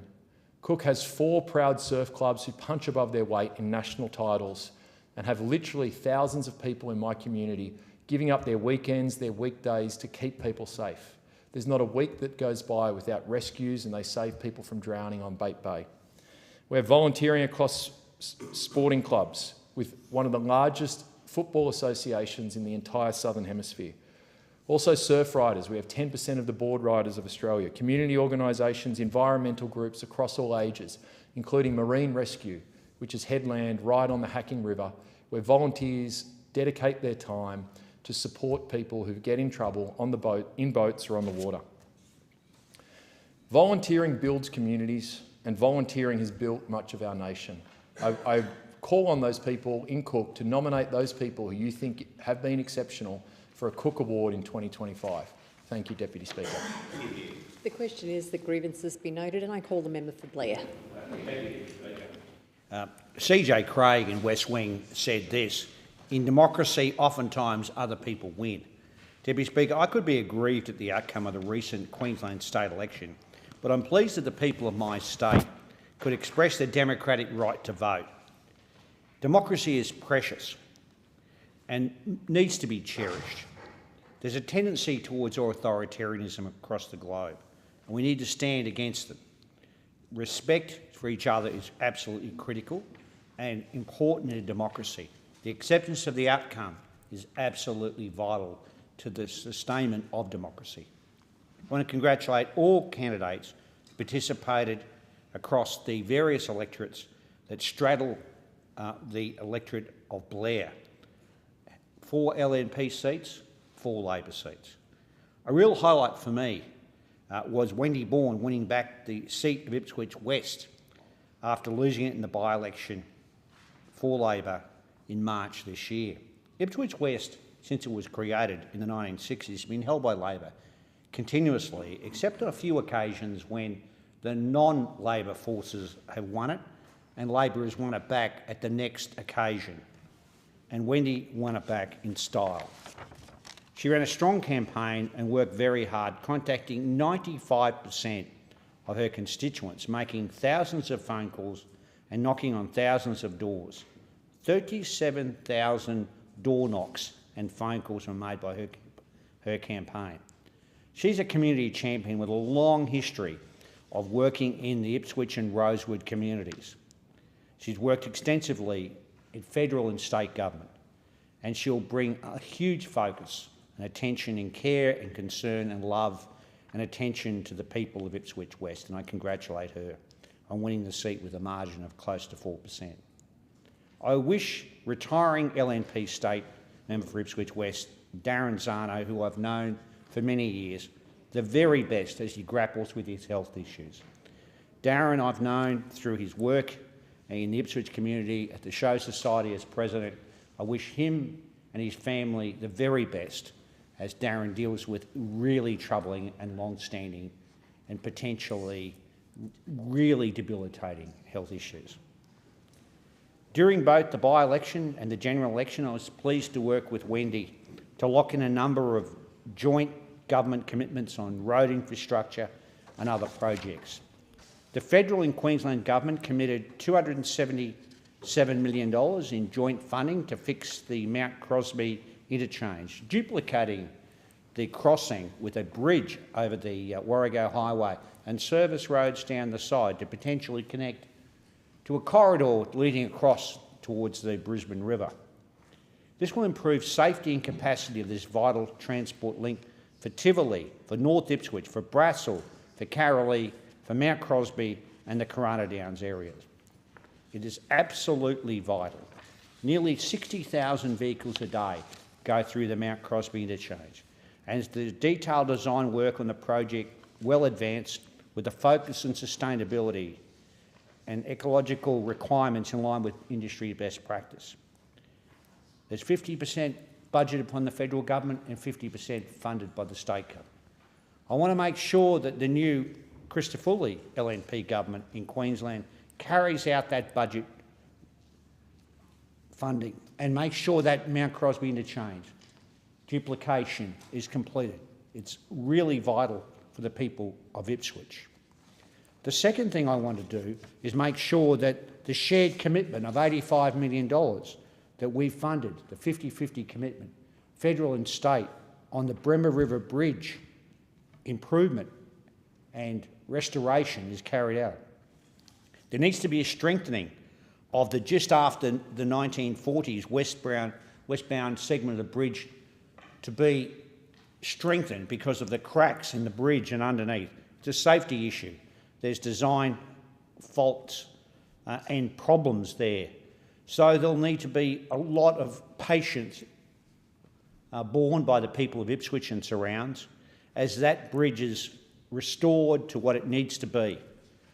And there's $85 million committed, and we need to make sure that that's carried out. So I'm calling on the Christopher Lee government to honour that budgeted commitment of the previous Miles Labor government. In addition, and a real game changer, we announced during the state campaign $20 million of federal and state government funding for detailed planning on the Cunningham Highway, which will be used to undertake business cases on the Amberley interchange connecting the Ipswich-Rosewood Road to the Cunningham Highway and the Ripley Road and Swanbank Road interchanges. This is really important work. It'll future-proof the Cunningham Highway. It's critical for the nearly 8,000 people who work on the RAF base at Amberley in military and civilian capacities. It's part of a broader Australian government commitment of $170 million on the Cunningham Highway. The congestion cost has been estimated to be $45 million a year. There's 8,000 vehicles go through the Ipswich Rosewood Road connecting to the Amberley interchange each day, and 20,000 vehicles on the Cunningham Highway. More than 15% of those are heavy vehicles. The frustration as you drive out, as I recently went to the Amberley Consultative Committee and drove out just after 4 p.m. from the RAF base at Amberley to get onto the Cunningham Highway to find the traffic backed into the base. This is a common occurrence. So this detailed plan, which has been accepted by local people generally, and it's been welcomed because we've never had a detailed plan, will look at a grade separation, a bypass or duplication of the highway. What I want to see is that the Queensland and federal governments come together to basically do what they did on the Blacksall interchange on the Warrego Highway, which has been so critical for the people of Ipswich, Lockyer Valley and the Somerset region, and that the safety upgrades are very, very important. We've seen 90 crashes in the Amberley interchange in the last 6 years, including fatalities. We've seen on those intersections I mentioned, on the Ripley interchange, the traffic back for at least half a kilometre every afternoon. Swanbank is almost the same. So there needs to be some safety upgrades there, and I'm calling on the Queensland government, the new Queensland government, to honour those budgeted commitments that have been made. Really important as Ripley Township and Ripley Valley continues to grow. It'll have up to 160,000 people there in the next couple of decades. And Ipswich is growing at a pace that exceeds nearly every other place in southeast Queensland. So that's really very important. I'm calling on the new government to do what it needs to do to honour those budgeted commitments. During the election campaign, I know Wendy and Queensland Labor made a commitment of $146 million towards the construction of a second river crossing in the centre of Ipswich. The LNP didn't match that. They put $4 million towards a commitment to develop a business case, not putting any money towards the construction costs. So once that business case is done, I'm asking that the Queensland government, the new Queensland government, honour that commitment that the former Labor government did in putting money towards the construction.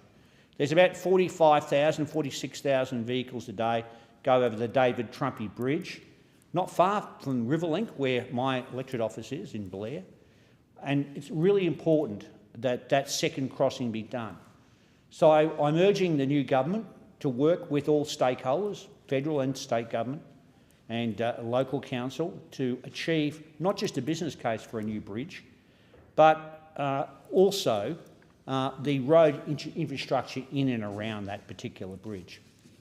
I know that the new government has said that they will match the $10 million that the commitment was made by the former Queensland government. We've put, the Albanese Labor government, $20 million, and the Ipswich Council has also committed $10 million towards a proposed North Ipswich Sports and Entertainment precinct. Now, that is the upgrade of the North Ipswich Reserve, stage 1, and I'm calling on the Christopherly government to honour their pre-election and election commitment, to match the money that's been committed, because this is absolutely vital. This will be a marquee project for several years, and of course Ipswich is a place where there is a bid for an NRL licence.